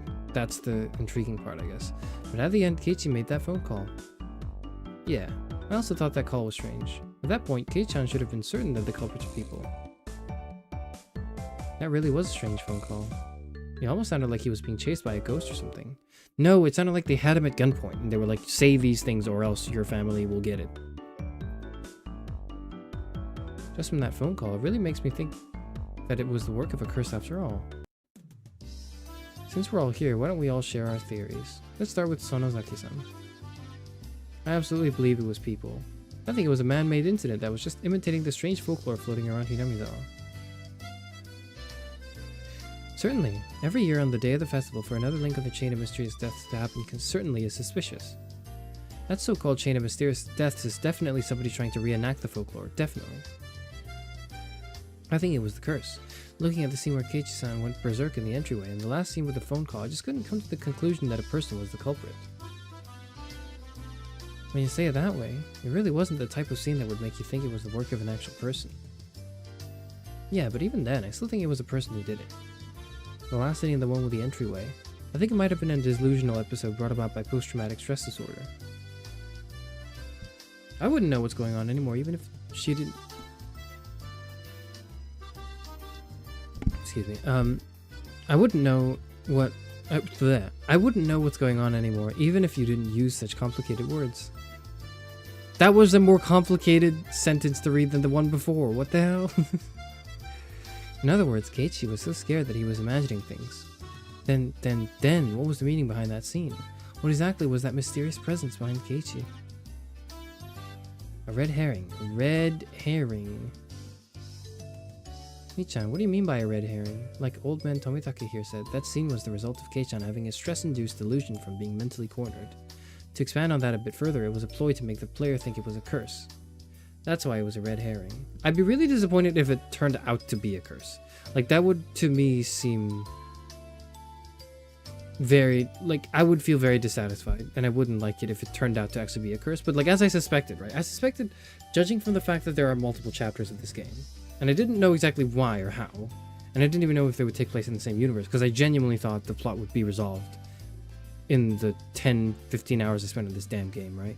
But it didn't, or at least it kind of did, but in a bad way. I genuinely thought that the curse would have been never explained, or rather, whether or not it was a curse would have never been explained. Like, the audience was left to their own devices and their imaginations, and that's kind of what creates the horror, right? Part of the horror is not knowing whether or not it's a curse or like a human conspiracy, and not having conclusive evidence for either, even though the conclusive evidence for it not being a curse is the fact that curses aren't real. But this is a fictional story. Like, a light novel is not real. There could have been a curse in this game's story, and I couldn't say that's not real because I'm reading a fucking visual novel. Like, of course they can make stuff up. That makes perfect sense.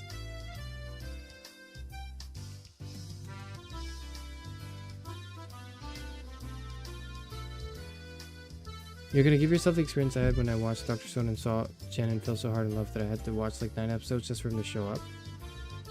Ooh. Dr. Stone. Whoa.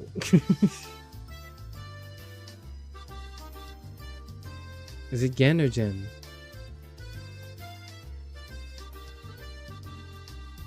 It'd be Gen if it were like double N. I like him.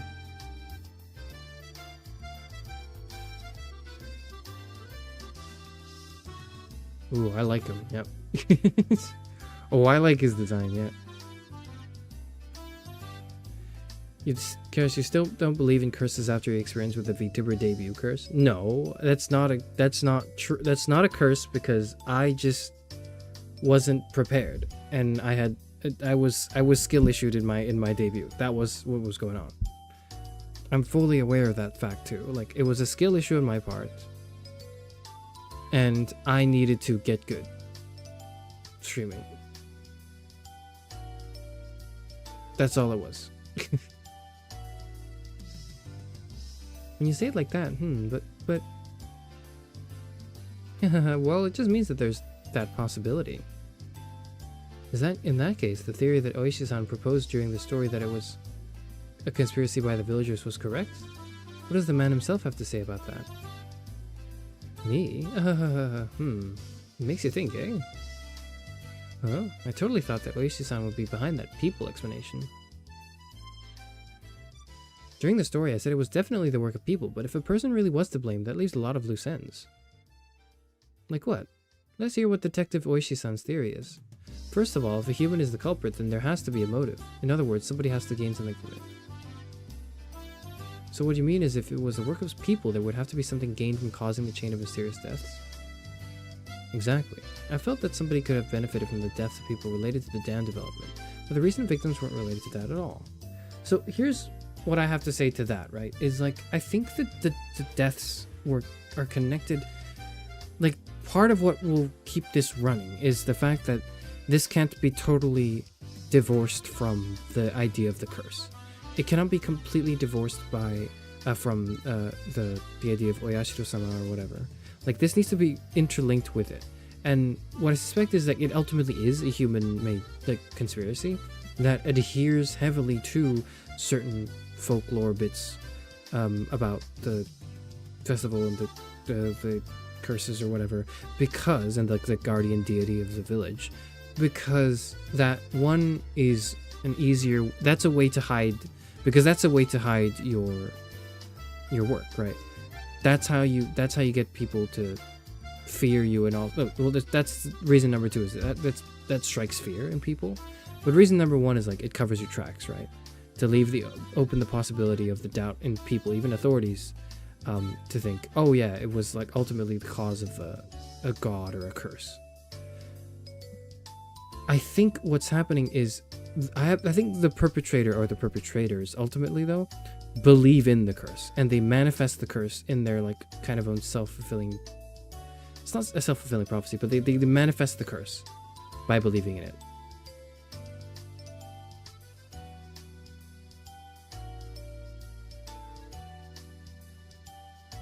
RG, okay, so it's Gen, alright. Charis discovers fiction. Shut up. Okay, whatever.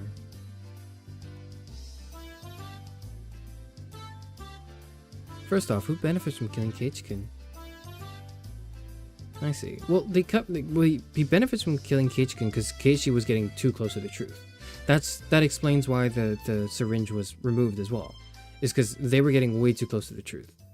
And that had something to do with the syringe. So let everyone know that the explanation is, oh, it's a curse. And anyone who's like accused is someone who has died, right? Like, is the idea?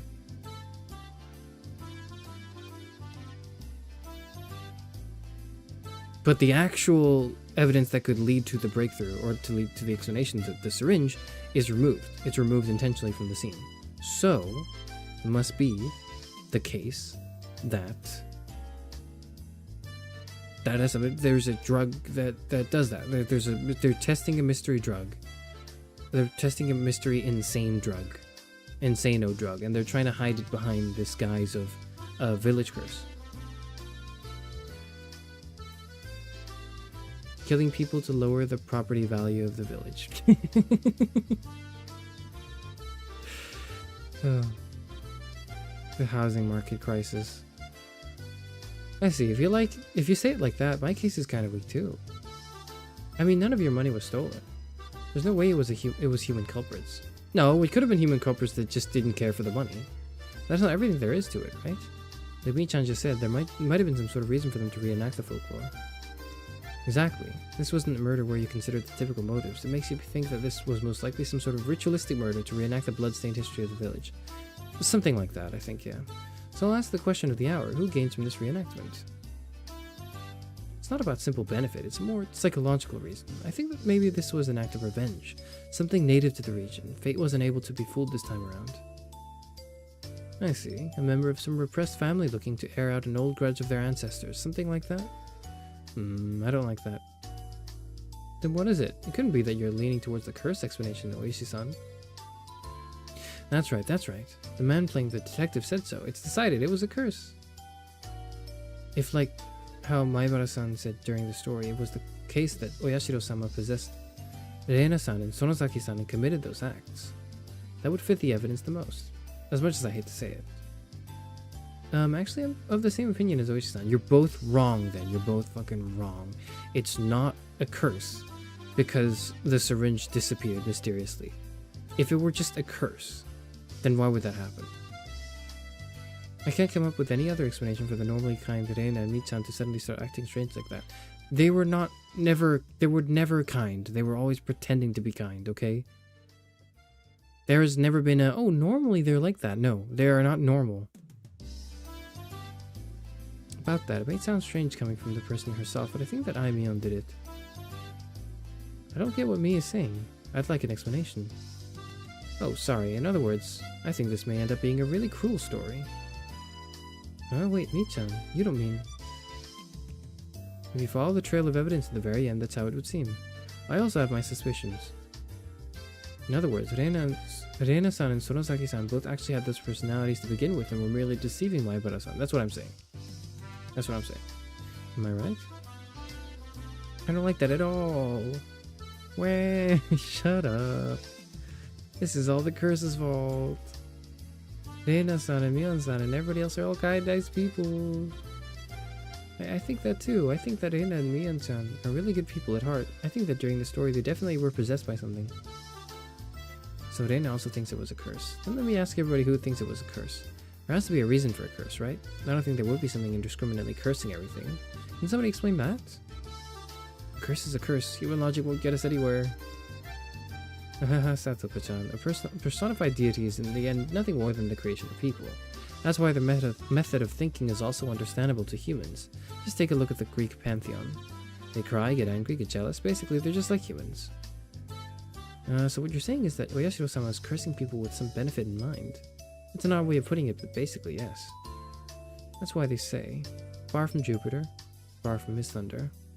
You do have a point. Basically, it doesn't matter if it's Oyashiro-sama or humans, there has to be a reason. But Rika, what if that reason isn't clear? I don't know. That's right. This is still just the prologue. God damn it. Fuck. There's still a lot of stuff that hasn't been revealed yet. Yeah, it's hard to come up with any more theories at this point. No, I won't be satisfied until this is all made clear. Mion-san seems rather particular about this as well. We'll just make the best with what we know. Doesn't this feel interesting, like the club a little bit? Ah, yeah. If you put it that way, it does seem interesting.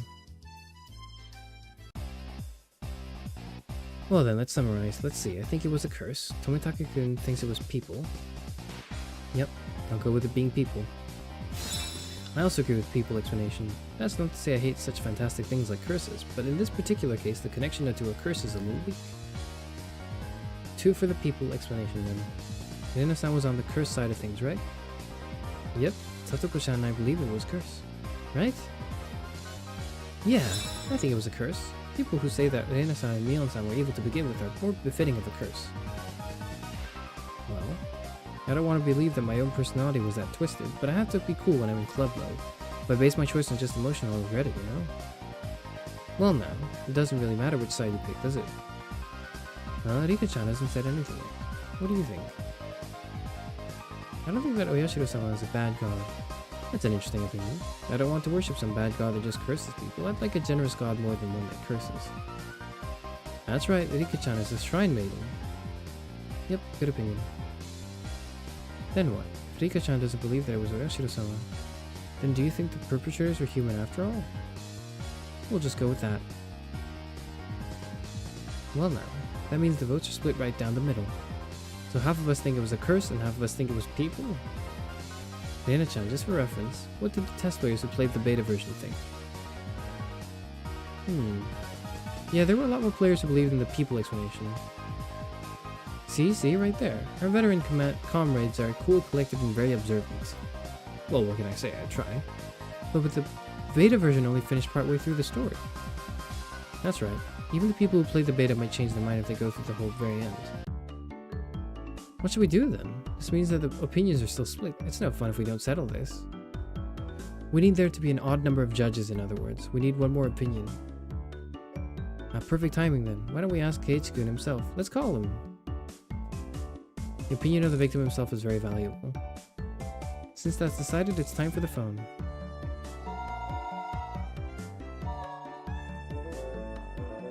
Hello, Keiichi-kun. It's Reina. Are you busy with work right now? Yeah, really busy. Just when I thought I'd get a break because the chapter's over, it's already time for the next one. I'm dead! What do you mean I'm busy? How's Kei-chan? Busy? Yeah, he's moping. I can hear you, you know. It must be nice having a wrap-up party. I wanted to go too. Oh yeah, so did I. No party for me, huh? No party. You can come if you get some character art for yourself. Ika, that's a secret. Ah, sorry about that, Cage-kun. Anyways, during the current chapter, Cage-kun, didn't you die? We were just talking about who the culprit might be. Basically, we're deadlocked on whether it was people or Oyashiro-sama's curse that killed you. I'm really sorry, even though you're busy reviewing the script. Cage-kun, which do you think it was? It's obvious, isn't it? Which? Isn't it both of them? Targeted by suspicious people from the village and then cursed by some strange Oyashiro-sama on top of that. No, man, that's a cop-out answer. That's not real. It's both humans and a curse. Everybody's just picking on me. So very, very pitiful. Next time we'll pat you on the head for you. Can we, like, I hate this. Go away. If you start the, sorry, let me know what you're saying. If you start the next chapter and it's a time loop, does that mean you have to do the school activity segment again? No, I don't want to do the, I don't want to fucking do the, oh, and I have to hear this music. Oh no, please, no.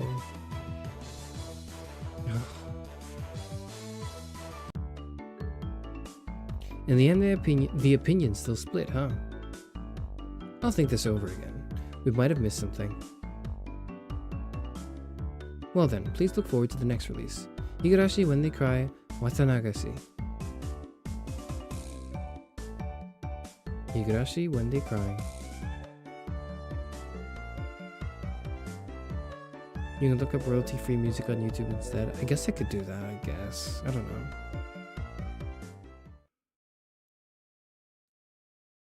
Or I could play...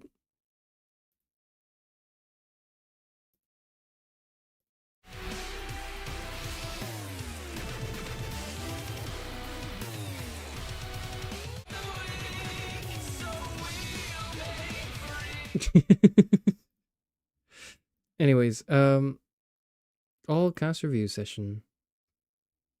Wait, no, we already did that.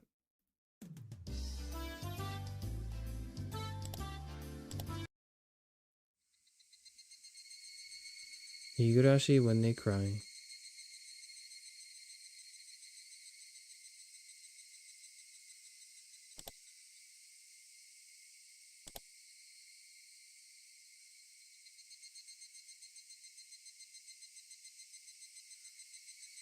I have done everything except read all the tips, and I don't know if I want to read all the tips. I can't be bothered. You know what? Actually, let's do it. Let's just for a send-off.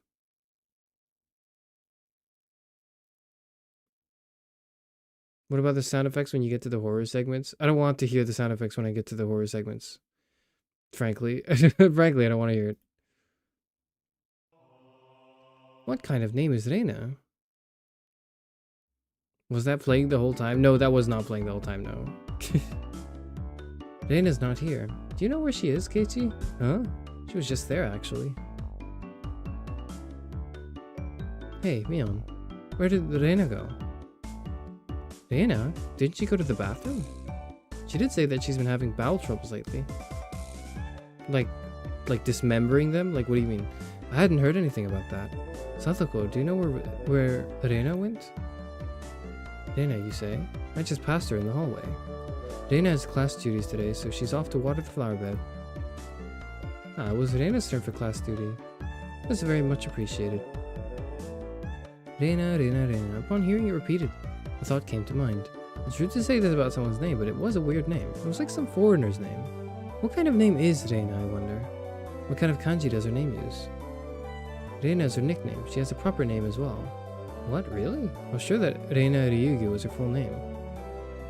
Well, I can understand you making that mistake since we only called her Reina. She even signs her name as Reina. It's like it's her real name in school. I wonder what her real name is then. Let's ask her when she comes back. Satoko and Rika-chan looked at each other. You don't need to ask her. We'll tell you what it is. It's the Rei from Ore and the Na from Nara. Ore Nara. Oh. Her real name is Reina Ryugu. Reina, isn't it? So it's read out as Reina instead of Reina. This is the same to me.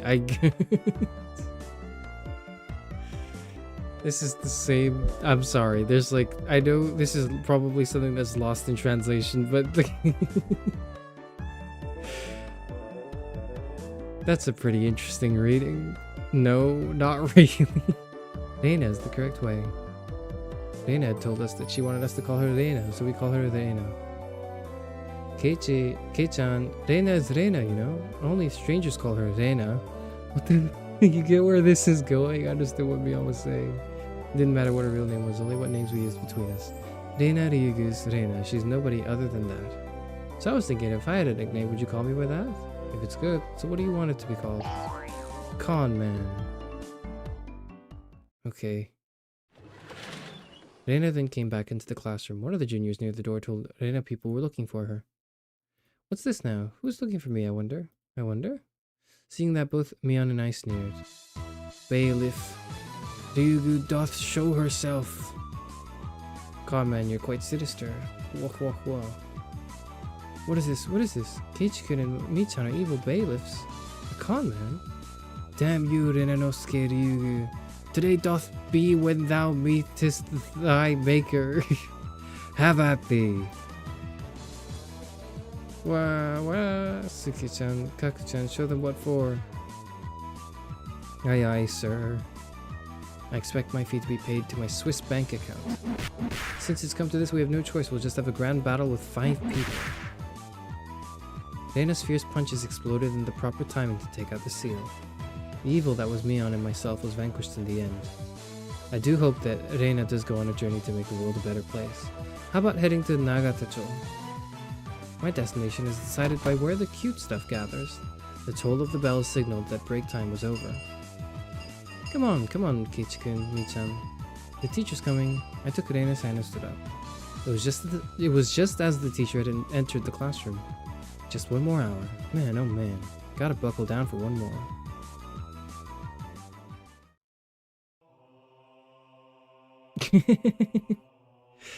What a fantastic way to end this off.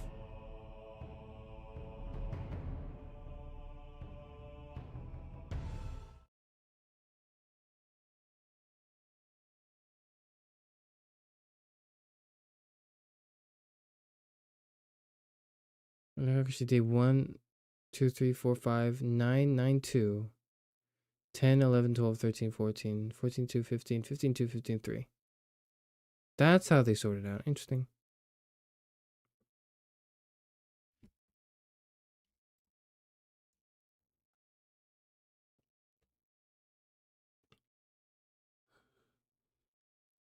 Is it spelled a little differently? Yeah. Just looked on the wiki and apparently Reina and Mion are meant to be 13 and 14. They're 13 and 14? This is a bunch of middle schoolers, and unfortunately I think that makes this way fucking funnier. Okay, yeah. They're 13 and 14? And we beat them to death with hammers? They're like 13. It's a little funny. It's a little funny.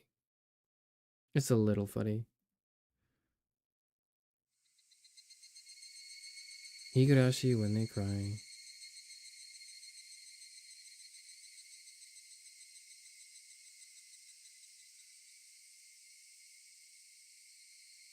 Well, that was it.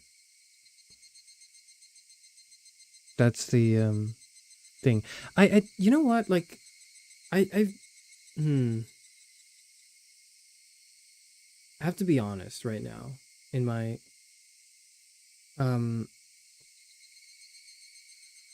review of chapter 1. I'm super unsatisfied with the way it ended. I know that, like,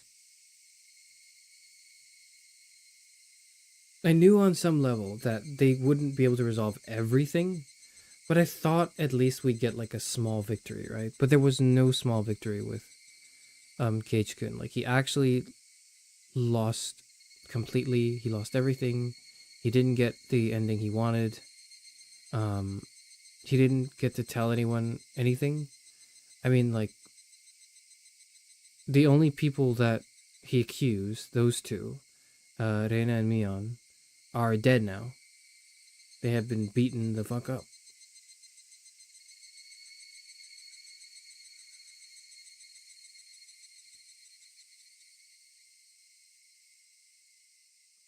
Whether this was literally the prologue, brother, this was like 15 hours of my life. This was 15 hours of my life, okay? That's like 5 movies. Like, and I know, oh well, it's not fair. You can't compare that. You played Baldur's Gate for like 120. How much Baldur's Gate did I play? Baldur's Gate. I can't find it. Baldur's Gate. I have like 225 hours of Baldur's Gate. So now it's like, you can't be like, well, you have 225 hours of Baldur's Gate. Like, you wouldn't expect to play 15 hours and be set up. Well, like, no, man, it's a different medium. Like, it's different because Baldur's Gate's actually good. True. No, I liked it. Okay, here's the thing. In terms of how... Okay, where did the story get me? Because I enjoyed it, but when did I start enjoying the story? The moment they stopped doing the high school shit. The moment, like, after chapter 6 or 7, halfway through the game, when they finally stopped doing the card games with the high schoolers, was when I was like, finally, we're going somewhere. That was when I, like, actually started tuning in.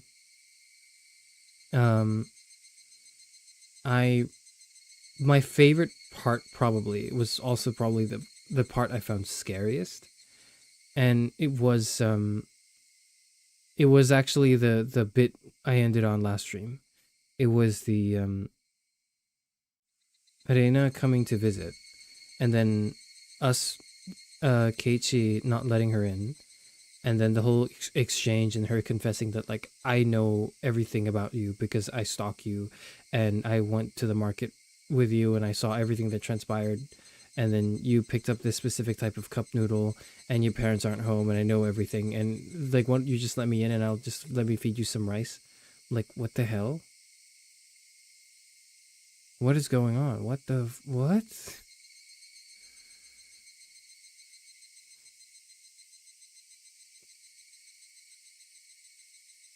And like, that built up the creepiness factor of it, right?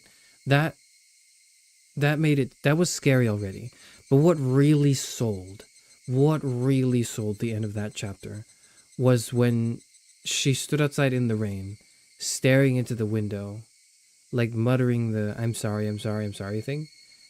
And then, like, it was built up at, like, she was muttering that before, but then, like, as she was doing it through the window, and our protagonist started saying it, almost as if, like, she was transmitting the message, like, from her mouth to, like, our mouth. That's when that was the peak for me. That was when it was peak, like, unsettling in a way that was creative and interesting. Because there are other bits of the story that were unsettling too. The generally, the bloody stuff, the gory stuff, the honestly, the sprites look good, and especially when they do the uncanny, like, dead eye stare. That gets me. Like, that just gets me. That is just terrifying. Like, something about that is done so well that my fear neurons are activated, I guess. But like, that was probably the pinnacle of it for me. And I think in the last chapter, I was expecting there to be more of that. Instead, it was less the creepy turn, and it was more just like it felt like everything up to the last chapter was paced really well. And the last chapter was like, oh, we need to wrap up the current whatever now and leave open a cliffhanger for the future chapters / seasons / episodes, whatever, right? And that was that I found deeply unsatisfying. Like, at that, I didn't really, because so much of it was fighting for the protagonist's, like,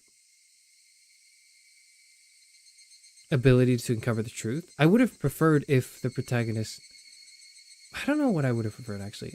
I was gonna say, I would have preferred if the protagonist uncovered the truth and we just never realized it, but that could be the case. That could have happened. We don't know that. Like, all we know is what he said from the perspective of the detective. But maybe he's trying to tell us something through saying that, oh, it was the curse all along, right?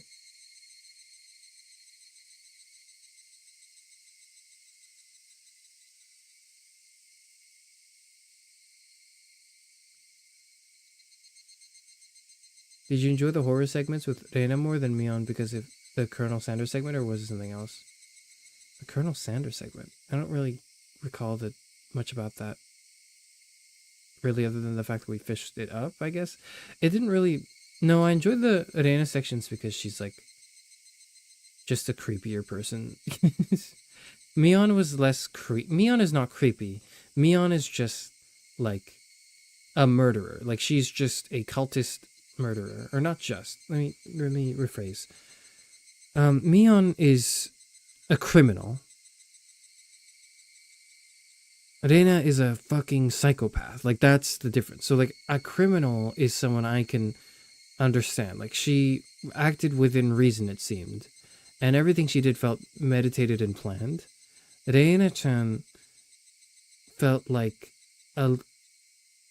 she's just insane. Like, she is actually crazy and terrifying and just like a force of nature.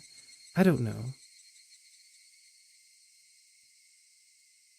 Is creepier having an innocent, cute-looking girl being demented? They're all innocent, cute-looking girls, though. Isn't that the idea, at least? Isn't that what they're trying to do with... I don't know. The needle and the mochi and them asking if you had eaten was what made me go, oh, okay, I see your game and acknowledge it. That was good, too, yeah. Like, that bit was really good with the mochi. I wonder what happened to the parents.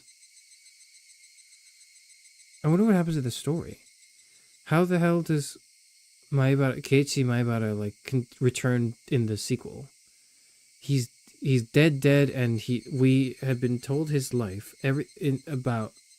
we've been told everything about his life since the moment he moved into the school or moved into the village, right? So we're not missing anything from his perspective other than the final bit where he gets to the phone booth and makes that phone call. Like, other than that, there's nothing else at all that we don't know about.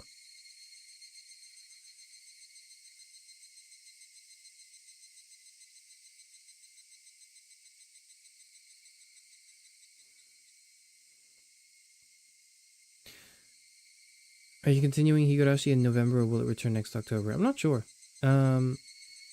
Okay, I have to say before, like, I get hate comments, it's too late now. I've already said my piece, or at least I've already said what people may interpret as my piece and think that I dislike the game and then, you know, write me a Google Docy or something. But, like, I did enjoy the game up until the last chapter where, like, it felt like things didn't resolve at all. And they were hastily put away because it's like, find out next time. Which I didn't like, but other than that, everything else was good. The sixth chapter build-up is annoying, and I hate it. But I recognize that it's probably good, or at least was good for the time and the audience that it was made in and for. And neither of those things are, like, it wasn't made now, and it wasn't made for me. Like, I felt super alienated from that bit, and that's why I didn't feel at all the conflicted turmoil that the protagonist felt when he, like, killed them with the bat. Because to me, I was just like, fantastic. 2-0. Let's go. Right? Like, that's what I thought. I just thought, like, that's it. That was easy. Please don't make me wait a year. Alright, maybe we'll do it next month. I don't know. Or the month after, okay? Maybe. We have to do, like, the surveillance, or the surveillance arc first. Before we come back to do this. We can run this, like, somewhat regularly. Maybe we can run through Higurashi somewhat regularly, the same way we run through The Walking Dead. Where it's, like, in between arcs, we'll do, like, a huge, like, we'll just do one Walking Dead season, or we'll do, like, one Higurashi season, and we can kind of just, like, alternate that. Could do that.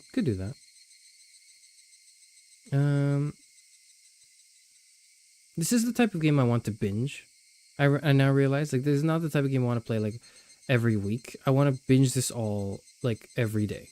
I want to do, like, a stream every day, and I want to do, like, 5-6 streams per whole season or chapter. right? Just to chunk it all up.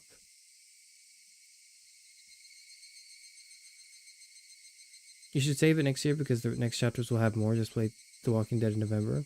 Well, might play it beyond November. I don't know. Like Higurashi is really good. I don't know why I like it. Because everything about the first 6 chapters I despise, but then everything after that was so good. But then the ending wasn't good. So I don't know why I'm still kind of hooked onto it. Like I am sufficiently hooked. I'm sufficiently interested in seeing how this develops and what goes on next.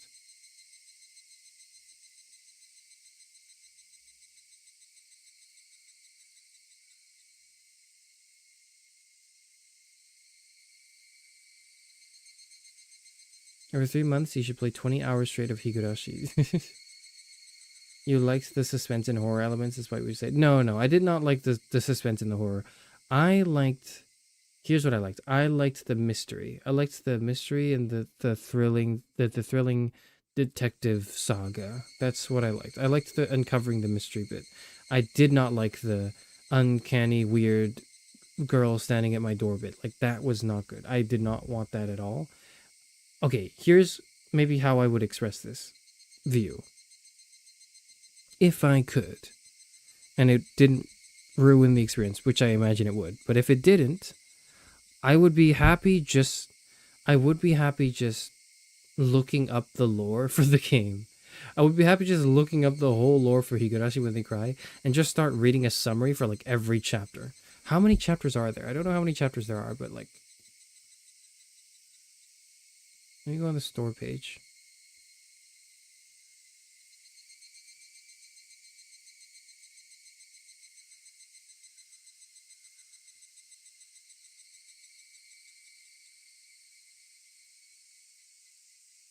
Watanagashi is chapter 2. Okay. We're back in high school and they're alive? What are you talking about? What? What?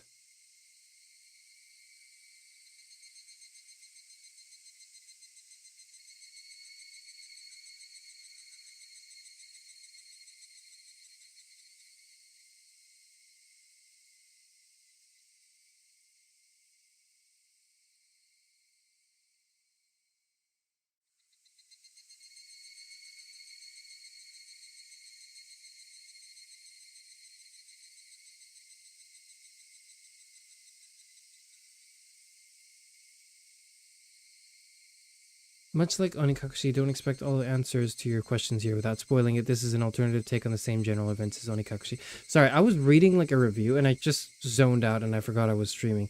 You like the thrillers but not necessarily horrors? Yeah. So I like thrill. I like the thrill of and I like thrill and mystery, but I do not like the horror elements of it. So I would really enjoy reading not the visual novel itself, but like a condensed version of the text that just detailed what happened. I would enjoy reading that, I think. Which goes against the whole like thing, I think. Like then you're going against the whole spirit of the game, I'm pretty sure. I'm fairly certain. But yeah.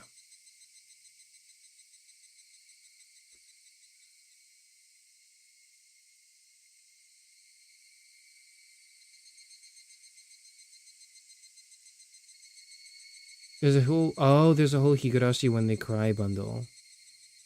Oh my god, it's 30 quid. What the hell? It's 30 quid? I don't know if I want to buy that. I gotta buy all the chapters too? I don't know if I want to do that. Man.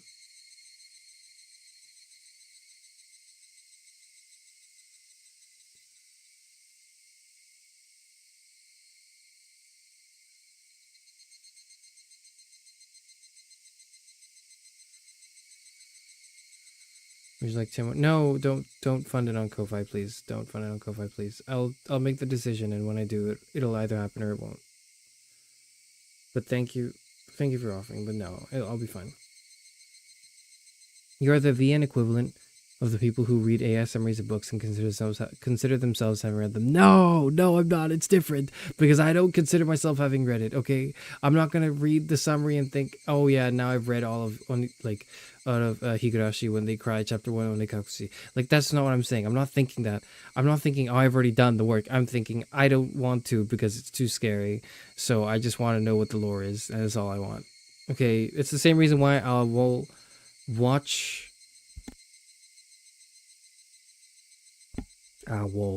It's the same reason why I will watch a game theory video on like Five Nights at Freddy's 3, but I'm not going to play the game because I don't want to play the FNAF 3 game. Like, I don't want the scare. I don't want anything to do with that. But the lore can be interesting.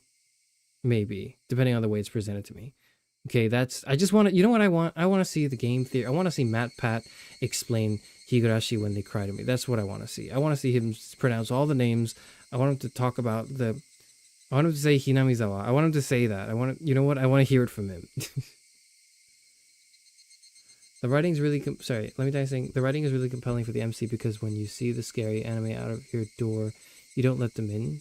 My point of reference is School Days, who did the opposite because the guy is a horny scumbag. Okay. The scary anime girl at your door, yeah. Like, don't let strangers in your door who don't respect your personal space and boundaries, man.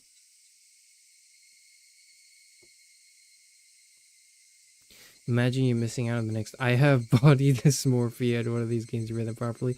There's no way a line. There's no way they could cook up something as good as I have body dysmorphia in Higurashi when they cry chapter 2. Like, that just would not happen, or in any of the subsequent chapters. I'm sorry. I'm sure the writing is still good in its own way, but there's no way they can cook. There's no way they could like create gold like that. That's just not. That doesn't happen. And wait for a better sale, I guess. I bought it for $10 4-ish years ago. I might just wait for a sale then. Yeah, I don't know.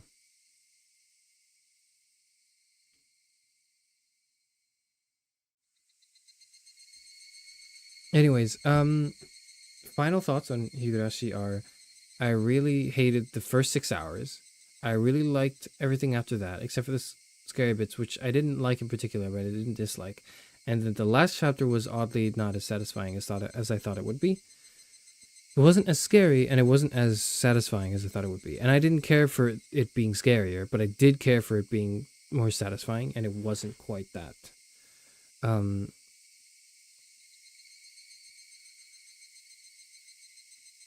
But, like, I could see what the writer's doing. Like, this is...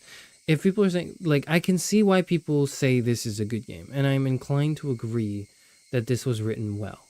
It's just that the first 6 hours are rough, and the last chapter is not rough. It's just, like, to me, very dissatisfactory. Not on, like, I'm dissatisfied because I think it could have been done better. I don't know what could have been done better, because I don't really know what the direction of the story was yet. But I know that I expected and I wanted more to be resolved than was the case. Than what actually happened. Jill will kill you if you don't play more of this. No, she won't. Like you will not. You need to understand that I will play a game if I want to play it, and that is none of your concern. It's none of your damn concern. I do what I want. I play what I want. Okay.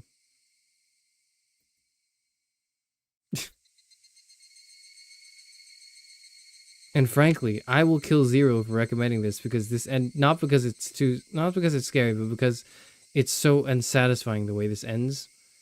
And now I feel forced to have to play the rest of the chapters as well. I don't want to play the rest of the chapters, man. I'm tired. Like when I finished, it's like here's how I see this. This should have ended not like the way, but this should have ended similarly. It should have wrapped up as many plot points as, for example, Season 1 of The Walking Dead did. The video game, not the Telltale games, right? The one I streamed. Where, like, we finished Season 1, and it felt like a complete story. There was obviously more of the story to be told, We didn't know what would happen in the future to Clementine. We didn't really know what would happen in the apocalypse in general. But like there was the emotional resolution, and well, spoilers for The Walking Dead, I guess. But like similar things happen. And so, there are some parallels with that. Okay, maybe I won't go too much into stories, but like there are similar things that happen in The Walking Dead season 1 that parallel the way this chapter 1 is in Higurashi, that make it so that you wonder how the hell they're going to continue on with the story. But they do. But they don't have to do that by like dangling all the other loose ends in front of you and going like, well, but then how do you explain this? What is that? What is that? Like The Walking Dead does a really good job just going like, here are the emotional, at least the emotional, if not most of the lore resolutions for everything you were thinking about. Do you like that? And I went, yes, I like that. Then I played season 2, and then I got more of it. I got more of it from season 2. They did more things, more of the same thing, but more of new things as well. In the zombie setting, they evolved the characters and they evolved the lore of the story and all that.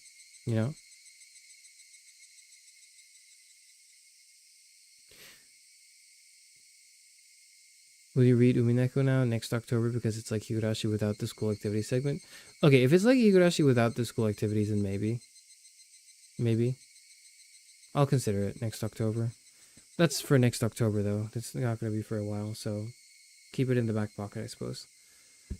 Alright, that's about it. I'm a bit tired now. I don't think there's anything else I want to say about the game, other than the fact that it's generally pretty okay good. Overall, because the highs were pretty high, but the lows were very low as well. That's the way I'm seeing it.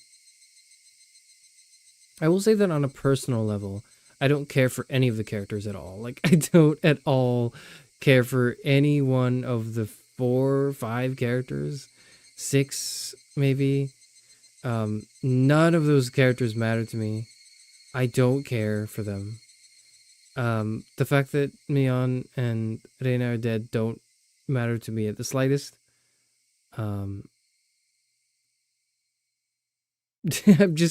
shrugging my shoulders like you can see me do that. You can't. But I was not attached at all to any of the characters, and I still feel kind of compelled to continue on in the story. I suppose that goes to that just goes to show how well the lore in this story was written. I suppose, right? The real question: which plot felt unsatisfying, the most recent HSR chapter or Higurashi? I haven't played the most recent HSR chapter. I haven't played the HSR story at all since we first landed in Greece, so I can't answer that question. I'm probably going to at some point do a week where I do nothing but just play the HSR like story quests. So maybe look forward to that. Thank you for joining me. That was the end of the stream. Thank you for the super chats. Thank you for being here and reading the story with me. I guess. I don't know. Chairman, exclamation mark. That's me, yes. That's me, alright. I will end the stream, and tomorrow I will play... What am I playing tomorrow? What am I doing tomorrow? You have to do a November 1st Hades 2 stream. Why do I have to do one specifically for November 1st? I don't get it. I am reading Lovecraft? Yes, that's what I'm doing. Thank you. I'm reading Lovecraft. I am reading H.P. Lovecraft tomorrow. I'm reading, so we're still doing some horror reading. That's what's going on. And the day after, and the day after that, I will, what will I be doing? I will be playing Five Nights at Freddy's and Iron Lung. Iron Lung is going to be the last game we play, this October, I think. Well, it's going to be the 31st of October, but, you know. I don't know. Will it extend into November, early November? We'll see. We shall see. Probably not. Estimate you don't want to heal from October with Hades 2? No, like, I will. It's just I'm doing that shit off stream. Is Vampire coming back? Maybe. Maybe Vampire the Masquerade might come back, but I've been way too spooked by the horror level there that I just can't. I don't think I can do it. I might, but it'll be like that. It really put me off. Not in like a, oh, I think it's bad way, but in like I don't think I can stomach it anymore. Much more of it. I will get on my knees and beg if it makes it come back. It won't. Anyways, whatever. We're reading tomorrow. It will be an unlisted reading stream, so we can talk and then I can read and then we can talk as well about other things. That can happen in tomorrow's stream. All right, I'm going away. Goodbye. Get out of here.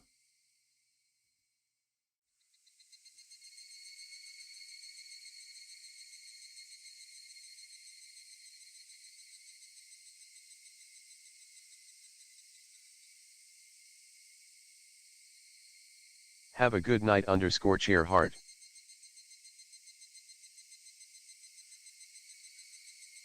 Thank you. You too. Bye everyone.